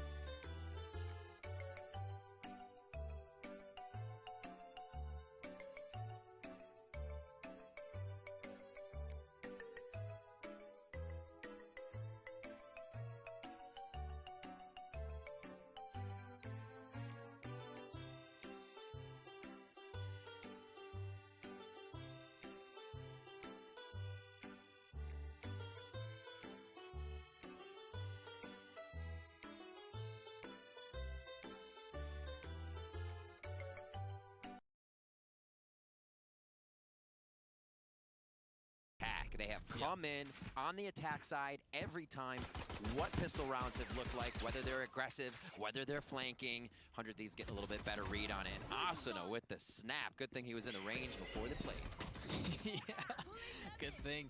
And again, we talked about the shorty, right?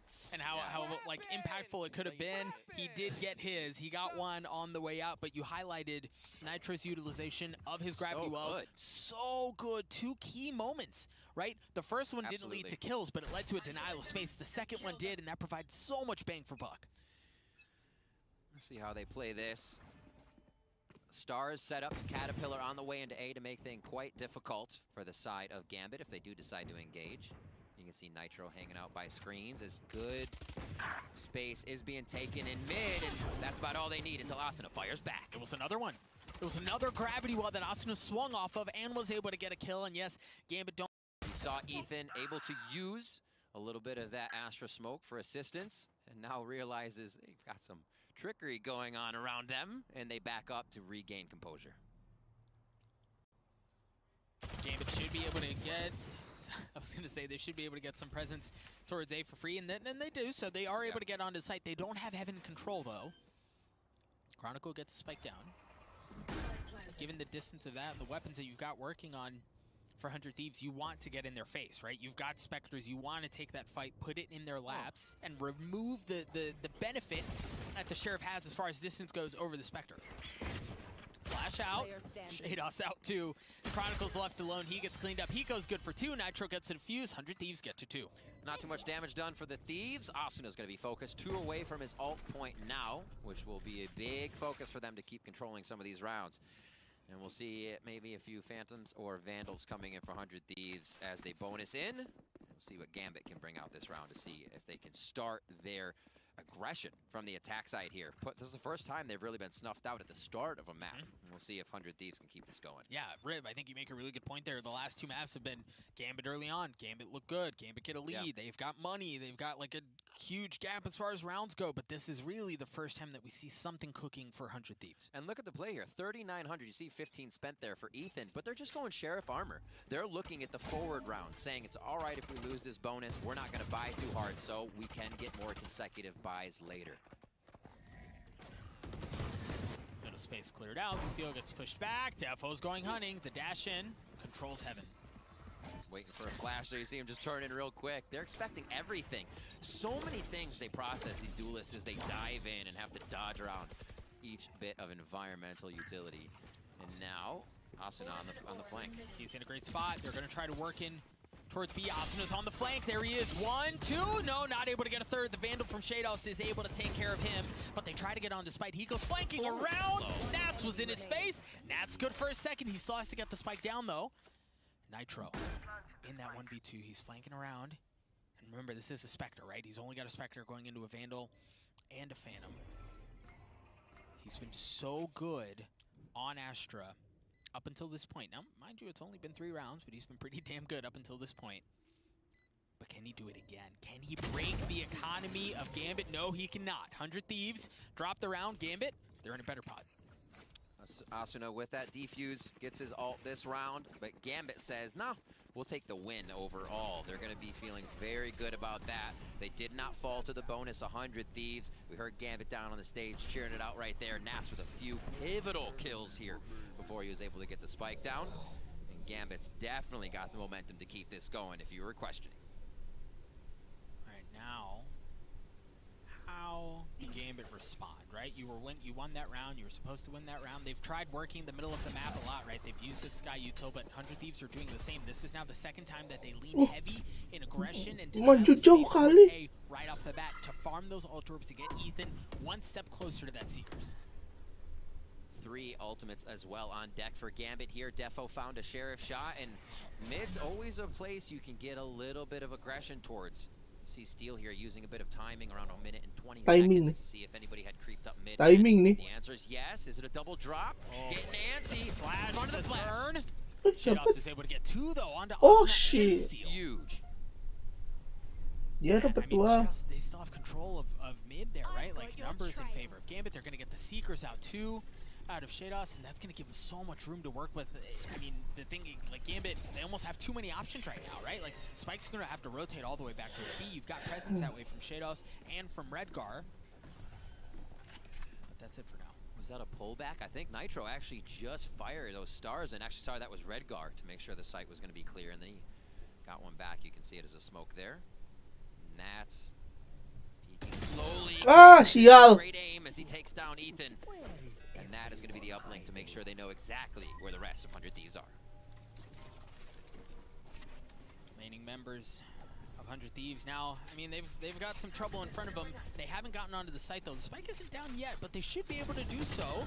Hiko's going to get messed up. The spike does go down. Nitro's playing from up top. Hiko's just down to 30 health, and Nitro has been spotted as well. So at this point, yeah, you just kind of back up, save. It Udah kayak gitu mendingan be able saving. to work your way in, carry those weapons into the next round. So Gambit are going to be able to tie us up at 2 apiece. I think one thing that we have to keep an eye on, Rev, is one of the players that we highlighted so much on this Gambit roster leading up to this tournament was Nats. And by and large, he's been quiet, right? Like it hasn't been pop off. He hasn't had his crazy moments, but the start to split so far has been all Nats. And if he gets going, 100 Thieves may be in trouble. I think one of my favorite things that came out of Stage 3 for Nats was something Tombiz says, and that he, for Stage 3, and you can still see this in him, is that he's the king of positioning. And what does that mean?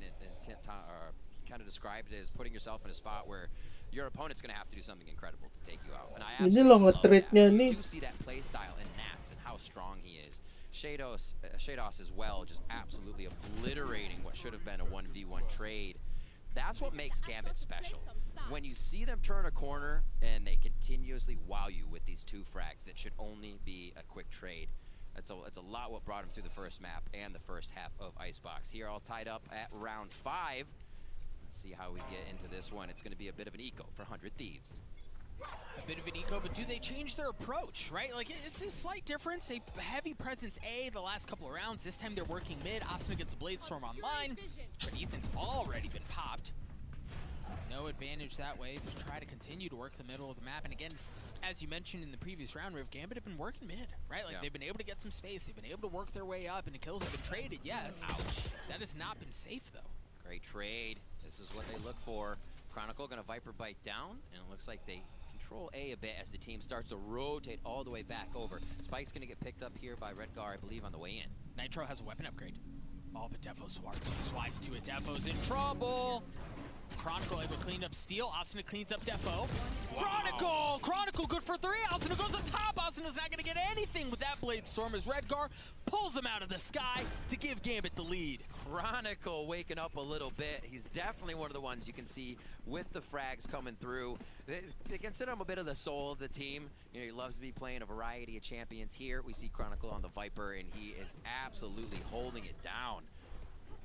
That first trade and then the movement to put himself out on a catwalk, it absolutely throws 100 Thieves for a loop as he just continues to play different angles. Woo! I felt that through the screen. Let's go into round 6 here. It is going to be the operator picked up by Asuna. Full rifles for the side of Gambit. And again, middle of the map control, right? Like, they felt that was a weakness in the early rounds. Now they're willing to invest. They're willing to apply pressure there. Previous round was a Blade Storm. This time it's the op. Great setup, great adaptation from 100 Thieves. Steel getting pushed out here by a bit of a smoke. He's staring at a star right now. Asuna fires one. Defo goes down. That's a big and pivotal frag to start off the round. Looks like they're all just playing on sound right now. You can hear quite a bit of a rotation. Ethan and Steel back and forth before they decide nothing else has been calmed yet, and they'll go back to a reset. So Steel is in a spot to make a play here. Oh, yep, swing out. Ooh. It was dicey, but he landed the shots. Yeah. Sun was in his eyes. Able to clean up Shados there. Yeah. The spike is rotating, taking the scenic route all the way back towards A, where they have gotten some room, but Asuna is repositioned. He was across the middle of the map early on. Now he's working his way back. You have to keep an eye on that, so he's working the middle of the map as well. They've got to pull off. Asuna tries to get away. Excellent gravity well. Asuna missing the first shot, but he lands the shots with the classic. Gets cleaned up on the way out. A parting gift, if you will, as Nitro drops as well. Coba tadi Asuna tu nembak lu. Just Redgar in a 1v3. Oh, nice. Ethan lands the shots. We're tied up at 3.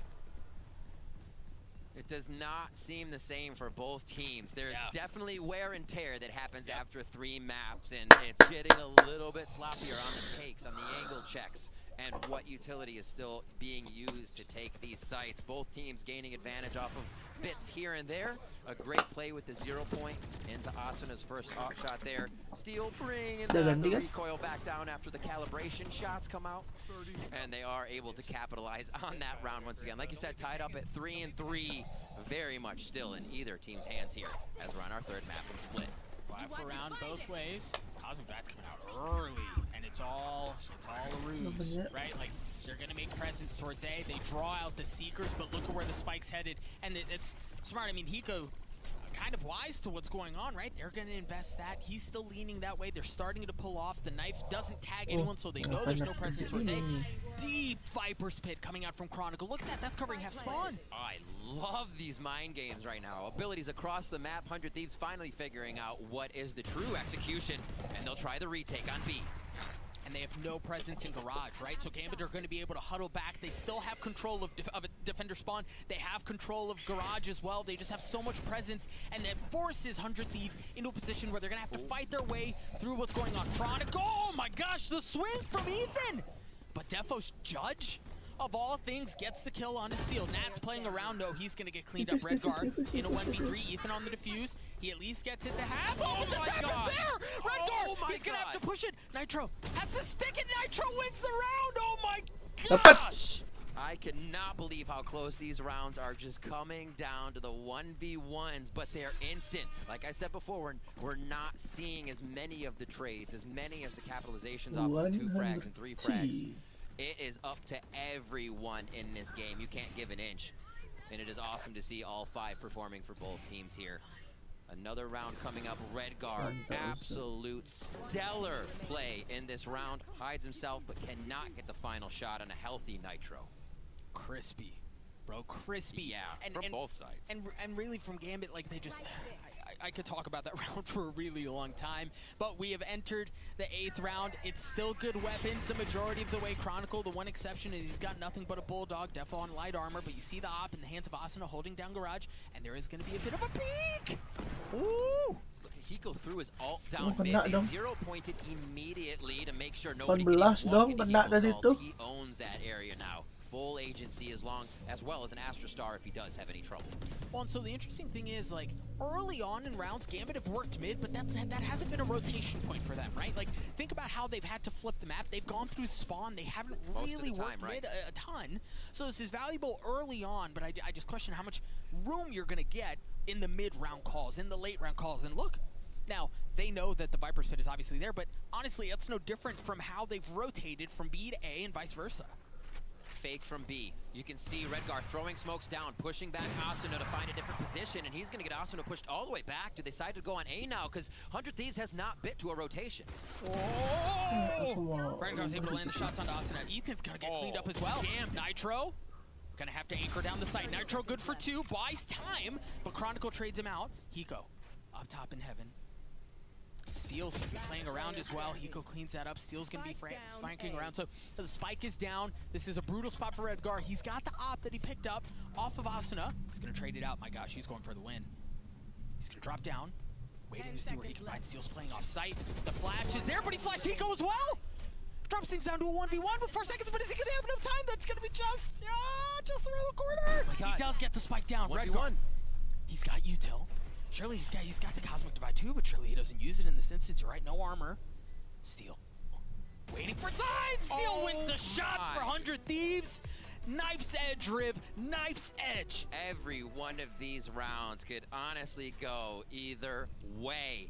They set the dance floor up, and 100 Thieves will tap dance another win into their favor on this one. Steel backing up to have the wide range angle. He didn't want to push forward. He didn't want to get flanked from elbow. Knew they were in sight near screens and just waited for the peak on both sides, and it was really anybody's shot. 5-3 now as we move into round 9. I think Gambit was completely ready to see no one in A. With the way that Redguard had moved in and dropped Asuna, 100 Thieves felt completely fine, thinking that that was just one down, and Gambit ran right into a wall of Thieves. Rifle rifles across the board. Both teams early flash. It's been interesting to see how both teams, oftentimes you'll see teams go for garage control, right? Like they invest a lot of utility to fight for that space, but it's actually been the opposite, at least on this map, where both teams have fought for a lobby control very heavily. I believe Nitro just pulled back some stars. You saw one disappear from mid. And it looks like they are getting the Astros reset on both sides here, as you can see them disappear from the mini-map. So the ground Gambit has wanted to gain here. Pretty efficient, and let's see if they can grab any advantage off of this one. Slow play, usually finding steal down here, and they'll waste, not waste, but use, I should say, a flash on it. I mean, they've made noise, right? Like Devil's thunderfooting down there. Everyone knows where he is, so there's no question about it. And you see Ethan is pulled over to help, right? Because for a while they didn't have a ton of visibility that was happening on A ramps. They knew they didn't have mid control as well. Now they're going to bust out the Seekers to apply pressure towards A. The spike is that way as well. That's certainly where they want to make this hit. Asuna's got to go big here because they're about to have their hands full. 30 seconds left. Ooh, kind of dividing both sides. A little trickery here. They haven't shown too much, and this could be big for Asuna. Takes down one. No one expecting the double rope play. I mean, the round is. Oh, I don't want to say it's entirely lost, but this late in the round, you're at a heavy numbers disadvantage. Sebelum dipecahin dong. The spike is all the way back on top ramps. I don't know that there's really any room for Gambit to make anything happen. Yeah, you see they're not pulling any trigger. They're just going to wait things out, carry the rifles into the next round. Asuna's 2 kills there won them that round. Yeah. The choke point was not expected, especially to take down 2. We talked about the trades, and that Cosmic Divide from Gambit, I loved that. They just weren't able to play around it. It cut off so many important first peak positions, all the way to B Heaven upstairs side, all the way to B entrance from the defending side. Really great thought and a way to use the Cosmic Divide, but just not able to act on it to get themselves that round. Gambit calling a timeout here, down 3 rounds in this map 3, folks. If you are just joining us, I am... Nggak time out sampai Gambit.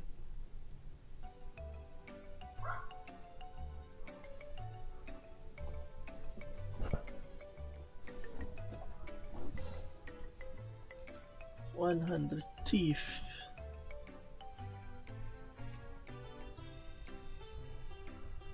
Ngapain aku pas?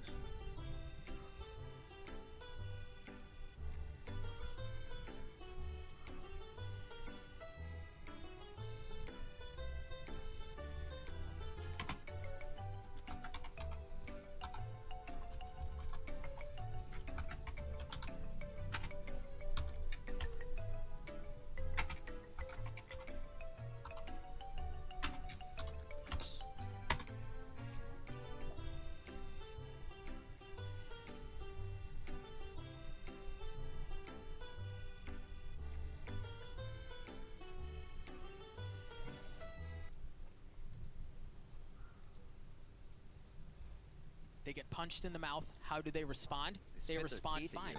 Yeah. What have we learned from, like, I think this is important too because we have a lot to learn from Gambit. Yeah. How do they respond when they get punched in the mouth, when they're hit with adversity, when they lose a huge lead, right? Like, I think we talked about going into the series, we're going to learn a lot from both teams. I think there's still a lot to be learned from Gambit, but 100 Thieves so far, maybe not map 1 or first half of map 2, but they are living up to the hype now, and they're picking up right where they left off. The break doesn't seem to have caused much of a difference at all as Asuna is able to get second, make that 3, and dashes away. And look at the amount of assists that Steel is getting. Oh boy! Bad timing to look. Hiko gets taken out by the one-way. He set up himself. Shots from Chronicle. Almost match every member he needs. All right, Nats.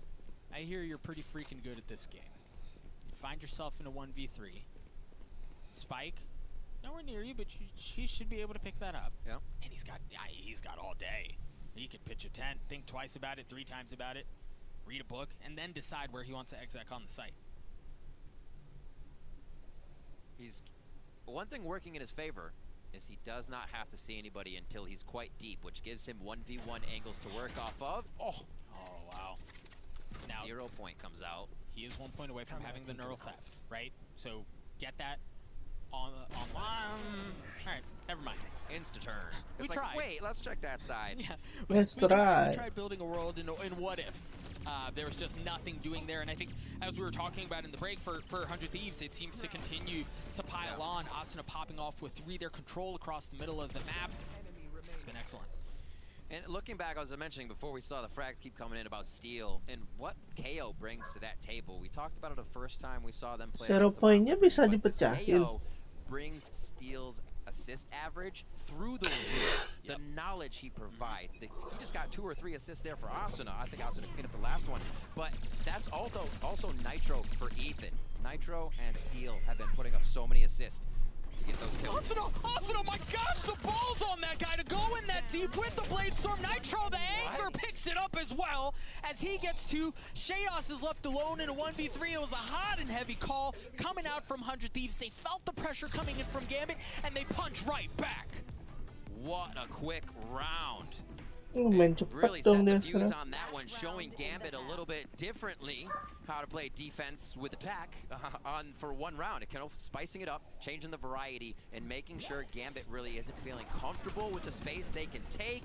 Oh my word. Dude, Cutco delivery. Well, and that's just like, that's such a brutal spot, right? Because you've got Asuna who's mad ladding his way into the back line, right? Like 0 regard for life, and then you go, well, we gotta get away from that guy. Where are we gonna go? Oh, into Nitro's lap? For sure. Okay. And there are rounds, Doug, we've seen Spectres coming out for Gambit as they kind of partial buy, find their way in. Here, back to rifles. What can they put up? Asuna takes a shot as both. Oh man, it's actually armor there off of Defo. Yeah, Asuna got tagged up a little bit as well, right? Down to 27 armor, 89 health. Nothing aggressive here.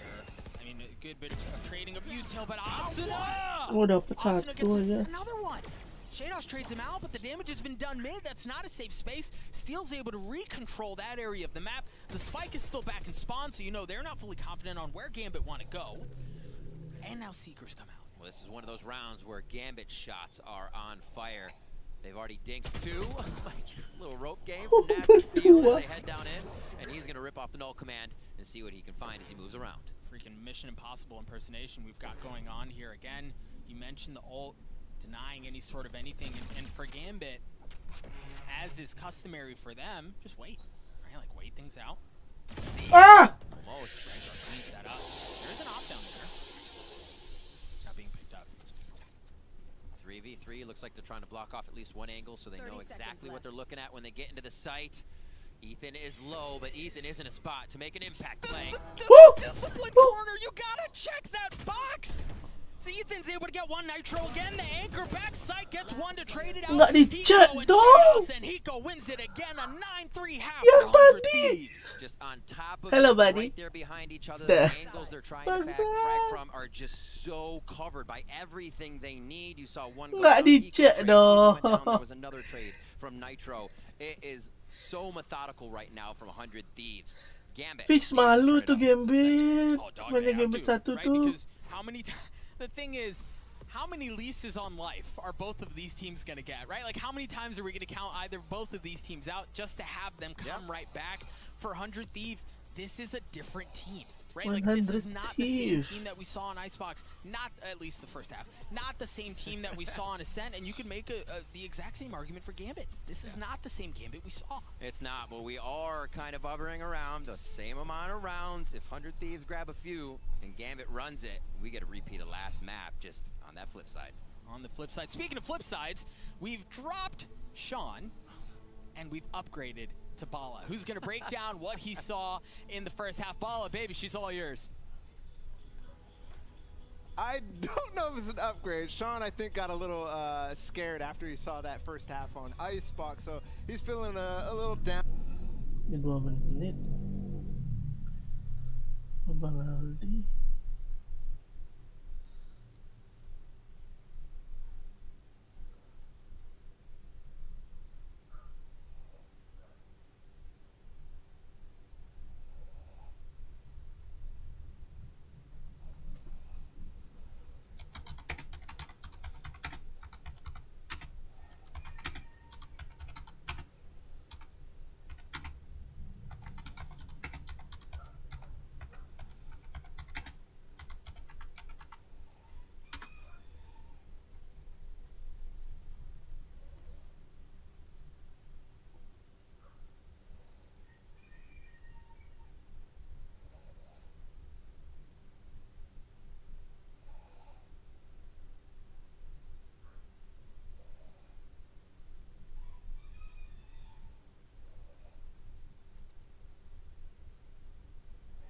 know too what the ults are on the other side. So let's see what happens. Instantly, we're gonna go ahead and roll the clip.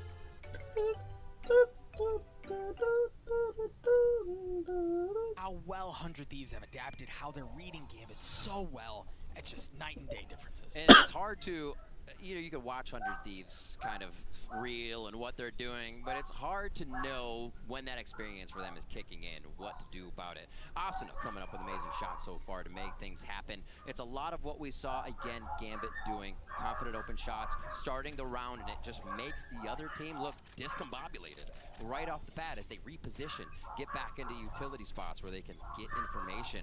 It seems like 100 Thieves is able to work off that pain point throughout the first half. Now our second half here, 100 Thieves on attack. Clearing out ropes, it should get, so the Trailblazer gets all the way down there and to get a good bit of info, but Defo playing in the smoke with the shorty. You've got chips passing in the night, right? Seal and Asuna have both already passed by. Now the smoke comes down, but there's plenty of noise that's been made, right? Chronicle knows that they're coming. Chronicle gets tagged up. Trades a little bit back. Warning shots, but that's all it is for now. But they have control of mid again. They have control of ropes. Defo's in a spot to blow things up. No, Shorty not doing anything this time around. Asuna's Frenzy does. However, as they've taken mid control, they've taken Mail, they've taken B Heaven, and now they're getting deep onto the site. Push back Nats, push back whoever's left on the side of Gambit. This site is theirs. Quick plant down. See where the flanks could be coming from. Eco watching the back already. And they are just waiting for Nitro, who could have a big play here. Middle of the map again, right? You feel that pressure. You understand that that's exactly where things are going to be coming in from. Nitro in a beautiful spot and wins the 2 gunfights it's needed. This does not look good for Gambit, Riv. Hari keempat sudah tuh. So swap up. Doing swap damage, though. You see Gambit still with the fist bumps. They know there's a lot of game to play. And 100 Thieves really want to make that untrue here. They grab the first round and may be able to carry it to the bonus. Yeah, but I mean, is there a lot of game to play? Because we're talking 10-3. You mentioned the next round, so presumably we're looking at 11-3. We thought the same thing on Icebox. That's fair. That's fair. That's a very good point. But 100 Thieves, I mean, the momentum that they've had, the confidence with which they're playing, and I don't know that it's really changed much of anything. I think it's just Steel's calling, Nitro's mid-round calling as well, have just been so good up until this point, right? it's just pistols.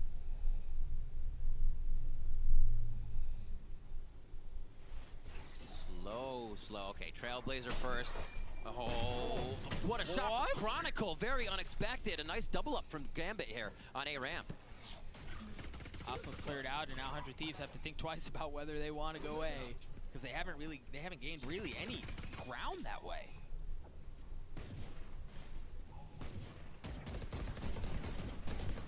Good bit of spams here, seeing if anybody will waste the mutil or make a mistake just for the time being. But a lot of respect being given here on this bonus round coming in, or I should say, second round coming in. Ethan not holding back. Whoa! Nats has gone big. Chronicle has as well. Steal alone in this one before we talk about economy being flipped, right? Off of situations like this. And the thing is, the remaining members of Gambit have all upgraded weapons. Nats is playing so patiently, he's not going to swing out. He's not going to give Steel the chance to punish that. They're just going to wait, make him come to them. It's my favorite. Wow. There's still a long way to go, but that's big. Yeah, I love that. Always playing with the dart in you. You can kind of fake where your positioning is, how you play it. Nicely done by Nats there to not give that shot. He could have easily peeked in when Steel faked the shot over towards the side of Defo. That was Steel's objective, to pull somebody out off of looking a different way with your aim. Nats just cold as ice, staying and holding that position to finalize the round. 4-10 here as we hit round 15. That is very big for Gambit to stop the bleeding now. Yeah, so you got to think, if that round doesn't go their way, Gambit or excuse me, 100 Thieves are riding a bonus right now, right? Like, they've got a fighting chance in this round, and while it doesn't always happen, there's certainly a possibility where 100 Thieves win that round, but because Gambit take away the thrifty, 100 Thieves are back on pistols. They can't fight with the same oomph that they would be able to otherwise. But it looks like they're going to lean towards B anyway, and well, they're met with Vandals across the board. Ethan and Asuna drop, the Spike does as well. The flash is great, little pop flash right through the Viper wall, but that might be all it was doing. It was pretty out of Gambit, and they stuffed the push from 100 Thieves. That was quick. That's a lot of what we have seen previously from Gambit in this series, so it seems like coming back online with that confidence could prove very useful here in the second half. And they do it a little bit earlier as well. Then 100 Thieves was able to on Icebox. So they're ready, they're raring to go. Full weapons across the board with Defo on the operator again. It's made such a difference for them. There was, talks about Defo being one that might have the most nerves on stage. Team's gonna have to help him. He has completely squashed any of those and showed everybody that he absolutely belongs here. All right, 100 Thieves, they have a couple of rounds to give, so they're okay. Right, they still have a 5-round lead. They should be able to get 2, presumably 3 more rifle rounds. Even if they drop real bad, they lose like the next 5 or something like that. They're still at a spot where they can fight back and they can punch back a couple of different times. And for Gambit, oh, well, that's an excellent start. That's not giving up any space mid.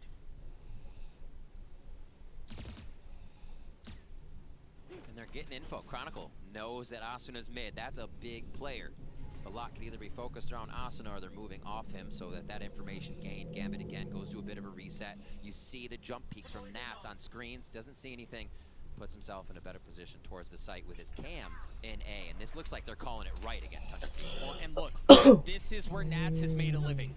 Right here, right? Seekers have been used across the middle of the map, but this is where Nats has made a living in anchoring down this site. Moments like this have made Nats as famous as he is. That's what's given him the reputation that he has. Can he do it again? No. Ethan cleans that up right off the bat, extinguishes the possibility of that, and should be able to get the spike down. Asuna backing up. He's going to get away with his life. Excellent take from 100 Thieves. Yeah, able to thwart the kind of knowledge from the cam.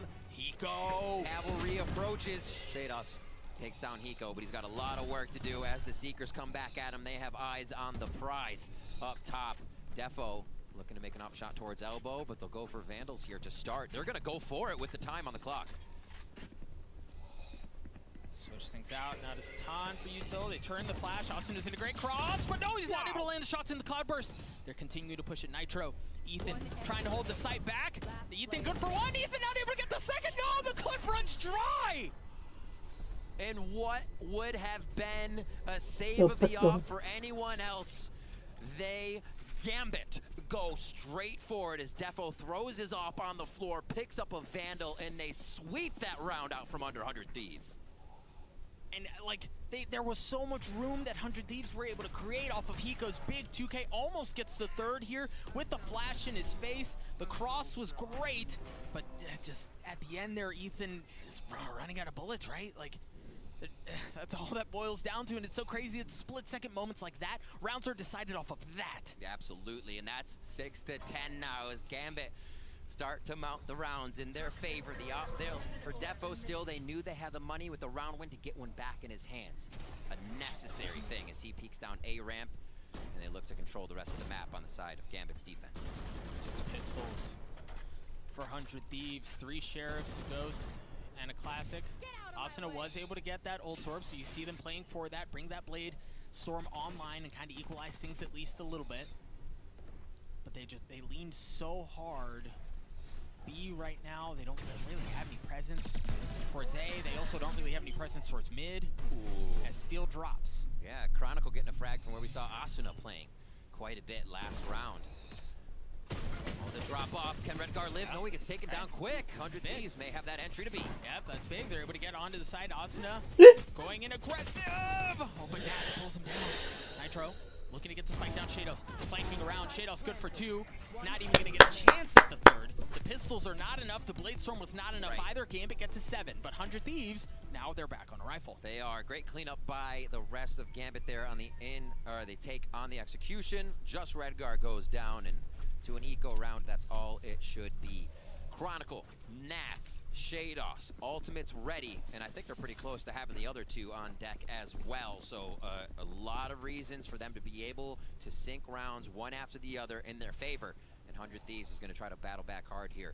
That's the zeros going in. No need for a buy. 47.50 on Defo, so they're sitting on quite a bit of money here and can buy for other people like Redgar, who had to go back into the bank for this round. So Gambit are sitting pretty to make this look like a tie or even more. 4 rounds in a row. You've got Defo looking for that aggressive peek. Nothing doing. Viper's Pit used across the middle of the map. Here we go. You see 100 Thieves. They want to go aggressive. They want to go hot and heavy, and they're going to use the no command as the tip of the spear. They're going to push Defo off. Redgar spotted Steel, so he's down. But they should be able to protect him at least for a little bit. Hiko's able to clear one out. Yeah, look at him. Defend Steel. They get the res online, and they get the spike down. Counter Viper's Pit, too. 0 point doesn't catch too much on the score. Here comes Nats from the outside. Gonna give himself a gate, uplink, and now figure out where all of 100 Thieves is. Can Gambit bite down? And they're all playing the Viper's Pit. Asuna dancing around. Gonna get tagged up a little bit and start to play off-site. See members of Gambit slowly start to push their way forward. Defo going up top. Ethan gets cleaned up. Hiko playing in it as well. Asuna's in a good spot for it, but no, he gets traded out. Hiko in a 1v3, but they're so weak! Hiko, they're so weak! Oh Hiko, they're so weak! Hiko, just on the other side, the tap. No, he's gonna fake it out, and that might give his position away, but Hiko does it again! A Red Bull clutch, a 4K for 100 Thieves! Incredibly pivotal round coming in. Hiko does go down, but this Let's is going go, to let's that revive go! for Gambit to have to come in. They will be dropping each other's guns, which brings the bank down, and 100 Thieves needed to find a way to stop that bankroll from going up. That's going onto the side of Gambit, so they got 1900 on top of everything they have now. 2400 if they lose another one, and a lot of them are on 0 right now. So that means 2400 credits in the bank if they lose this next round. That's how 100 Thieves can now work off the economy game, and Hiko's clutch game. Dog. Let's go. Let's go. What a play. What a series. Right? Like, what a series. I mean, both teams have just been so good. Neither of them are willing to step back. Neither of them are willing to give an inch. Knockout punches to get to the knockout round, Doug. Oh, my word. We see it round after round. It's going to be another team timeout from 100 Thieves, a bit in the lead. Not the same kind of timeout they did on Icebox, where they had 9 rounds in a row. This is, again, though, to recompose, make sure they're resetting and understand 0-0, play it the same way with the information we now have. Now, as we start to think about the next round, Gambit will have rifles, right? They do still have enough for the op. You touched on the economy, heavy spend at a couple of these players, Defo and Shados, 7,500 to 6,400 credits. So they're I mean, they're emptying out the bankroll, right? They're putting out everything that they have in order to really be able to fight back in this round, because you have to understand, right? For Gambit, now we're talking about how their windows are closing, right? Their opportunities at coming back and making this thing competitive are starting to dwindle, and 100 Thieves, I mean, they've got everything in front of them. Setting up across the map, we can see where the Astra Stars are placed. Pretty consistent throughout the rounds. So if she trailblazes out, Steel can swing off of that. Keep an eye on that. See if Ethan, there's the trailblaze. Steel swings right off the bat. Pushes Defo out of mail with the flash as well. Now, Defo didn't get spotted, so they don't know that there's an op. Waiting on the other side. That timing of the drawback on the smoke. Oh, and the flash, it's beautiful. 100 Thieves are playing around their utility so well right now. Nitro literally saving Steel by the skin of his teeth there with the perfect smoke.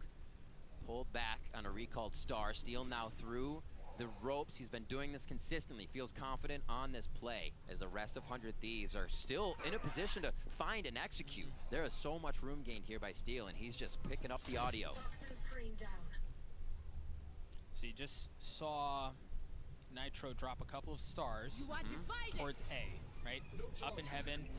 Just actually recalled the one from heaven, but dropped the one in defender spawn. The Cosmic Divide is going to come out as well. Nats has spotted Ethan. Oh my goodness, he saw everything. Everything's in front of him. Looking like they're going to try to pop flash. Do the Cosmic Divide. Nats gets cleaned up instantly. Nitro's able to get one on Shados as well. 100 Thieves have full control of the site. The remaining members of Gambit are just now showing up, and it could potentially prove to be a pretty one-dimensional attempt at a retake, because Steel's in a position to clean out everything that's coming in through heaven, but Redgar creeping his way forward. Nggak dicek. Anjing, missed the shot. Eco backing up. Spike continuing to tick away. 4v3 still in favor of 100 Thieves, as they counter with a Cosmic Divide of their own. Etho. Oh no, just a little shallow, but he gets a kill anyway. Eco just behind him is able to spot Defo. He gets cleaned up. Eco and Nitro in a 1v2 against Redgar. He's up in heaven, he's got the op, but he doesn't have his time. And really what Gambit don't have is time at this point. They're running out of it. 100 Thieves get to match point, get to series point. Okay, for some reason I thought Redgar went down for a second, because this, I wonder if they, actually, I mean, you give it to Defo. He does have Blade Storm though, but the pressure on his shoulders coming into this round is so immense. Remember what we said about how much money they would have. Look at the buys for final round. They've gotten pushed back and pushed back, but with this Gambit squad we've seen, it doesn't mean they are down and out. Just backs against the wall here. 100 Thieves looking to close it out for game point to get to that knockout. Well, the interesting thing is, I mean, 100 Thieves are in a bit of a weird buy too, right? You've got 3 Spectres and 2 Phantoms. So it's not like they're coming at this from full strength, but Seeker's coming out. They work towards heaven, they work towards backside. A couple of early kills coming out from Gambit, Defo, and Redgar lighting up the kill feed. Steel hasn't gotten much closer. Eco trades 2, Nitro gets 1 as well, but that's all it's gonna be. Gambit, they get to 8, and for now, they fend off the loss. Oh, Defo. The rest of the team obviously coming up big there, but behind the operator over the shoulder with those big shots. And he is able to help the team come through. Look at Shados up top 20, fragging out. Defo has been kind of a little more quiet this time, but that does not mean he has not been putting in the frags that are impact frags to keep these rounds in Gambit's favor. Game point all the way to our OT. Can Gambit get 4 more? Eco round for 100 Thieves. Yeah, certainly not what you want to see here, but again, they have some time, right? Like they have some room to work with, although the margin for error is getting smaller and smaller. It's still there. Clear out mid, clear out heaven. You know they want to go their way. They got the Blade Storm. Asuna's path has been cleared, right? And look at him, he's going all the way into spawn. Meanwhile, yeah, Asuna gets one onto Chronicle. Defo's gonna have to run for the fences as Chronicle turns around, or excuse me, as Asuna turns around, reestablish back control of heaven. They're going towards B, but they've swapped spots. Yeah. You've got Nats and Shadows who are playing back in garage. And they have the spike. It's all of theirs. They force this, they push this. Will they be able to get in? Asuna's gonna be the first one. Does he go up and everybody comes out low? It's not gonna be that play. Asuna. They're just waiting for these to drop. He feels like he's got the flick and it's not gonna happen. Ethan now creeping in. Here's a reload, sees one, not gonna be enough. Gambit brings it within 3. Whew. Okay. we talked in the previous round about how 100 Thieves, they have a little bit of room to work with, right? You don't expect that to go their way. And yeah, they gave it their best effort. They had the Blades from online. I liked what they dialed up, worked their way back into defender spawn, tried to wreak some havoc back there, flipped the map. But I think the problem, as you said, was the spike was down in garage. Gambit saw it, right? They could squat on it, pitch a 10 around it, and they have no problems. But again, now 100 Thieves, they're in a much more comfortable position. Gambit are as well. They've still got a decent amount of money to work with. Quick control over mid, at least to deter a fast push through. They don't want to give 100 Thieves that room immediately. And they do actually get an idea that 100 Thieves is playing it a little safe here. Phantom shots from more than one gun come from mid. And that's enough to just play the defense. And then two piling into ropes now. It looks like Gambit may want to make a push out. Timing. Okay, so they understand that they've lost Heaven here. They've got to swing out from ropes. They've got to swing out from ropes, but he stops it. He stops it. He absolutely stops the aggressive push that was coming in from ropes that would have blown up the mid play. Huge coming out of Hiko. Astrostar is going into the back of B to try to deter. You can still see one set there by Not Nitro. much point. And that's not the way they're going to be going. Viper's Pit already used towards B, so they're going to start heading towards A, and Defo makes a very close shot on Steel to back up for another one. Oh my gosh, he hits another through the cloud burst. He might be able to get a third. No, just misses. Ethan cleans that up, but Shados is there. Shados has shown up at just the right time to stop that as well. Things look so good, but now Nitro's left alone in a 1v2. He's got the spike. Shados is weak. Chronicle's going to show up, but he's going to show up late. Now it's on Nitro. For him to have heroics, yes, it's been Hiko a couple of times, but can Nitro provide the same spark? Does he have the same gene? Spike continuing to tick down. Cosmic Divide has come out as well. Nitro dancing his way around. Nitro, bisa Nitro. Yeah, You can do it, Nitro. You can do it, Nitro. Shados has started it. They're not looking. And Nitro doesn't know. Shados has started it, and Nitro doesn't know. Shados has started it, and Nitro doesn't know. Shados steals the defuse away right under his nose. Nitro, why Nitro? Maybe a lapse, I'm not sure. There was no play towards the end and a lot of time there. Gambit has played the firefight on those rounds most of the time. So there is an inclination that Nitro feels like that may happen once again. But they quickly get the defuse, knowing they may have that option that the sound was deadened by the Cosmic Divide. Shados absolutely playing out of his mind, and he is somebody you should continue to keep your eyes on here if you don't know who Gambit is. Stage 3, he had high frags, and already here in the international land stage, he is doing the same. Lighter by coming out from 100 Thieves here, 2 Spectres and a Sheriff, and again, for Gambit, things have gone so well, they're sitting pretty. When it comes to money, it's got hurt if you're 100 Thieves, but again, this is where experience comes into play, right? Like, this is where we've been there. We've had things like that happen before. Certainly a chance to make things happen. And the grit that Gambit have shown, refusing to go away, refusing to fold, are now in a position to really push 100 Thieves to the brink. Oh my goodness, Nats anchoring down the site. He was able to get one, able to get a second as well. There's still 2 rifles and a Spectre in the hands of 100 Thieves. Ult's gonna come out as well. Nitro gets the spike down, and Hiko gets ult. 3v2 situation. This could bring 100 Thieves to knock out Defo. Shados once again, the 2 alive to bring it back into Gambit's favor. Defo's got an op, but we've seen that he has no problem taking these up close and personal op fights. Shados drops down, nothing doing. They're all huddled up in the Viper's Pit. There's nobody going to be playing around garage as well. They're all huddled in on the site. They're playing it tight. Defo goes up top. May get a spot on his Steel. No, Steel swings out. Defo's not able to land the shot. Steel does it. Nitro does it as well. They were down, but they refused to go quietly into that good night. They take down Gambit. They're going to the knockout stage. What an amazing series to close this day out. 100 Thieves find themselves moving to the knockout stage, but not without being fully tested. And what about...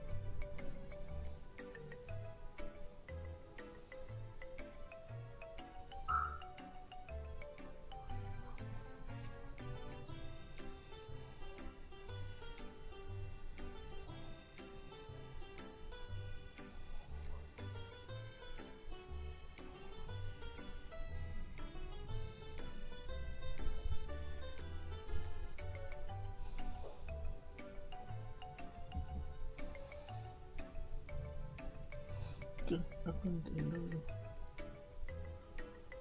Kita nantiin dulu. Enggak lah.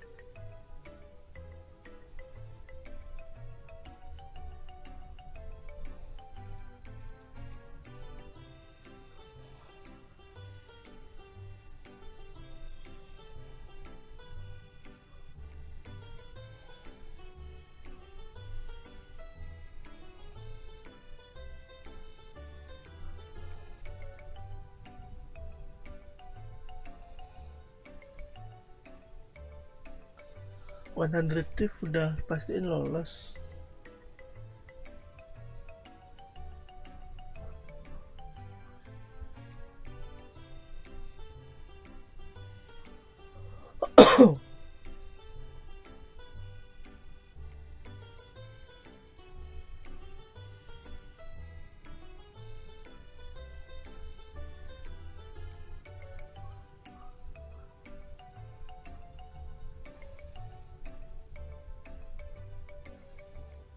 Jam lagi.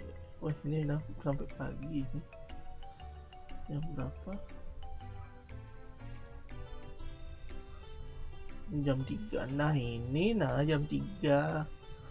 Nggak kayak yang tadi jam 1 pagi.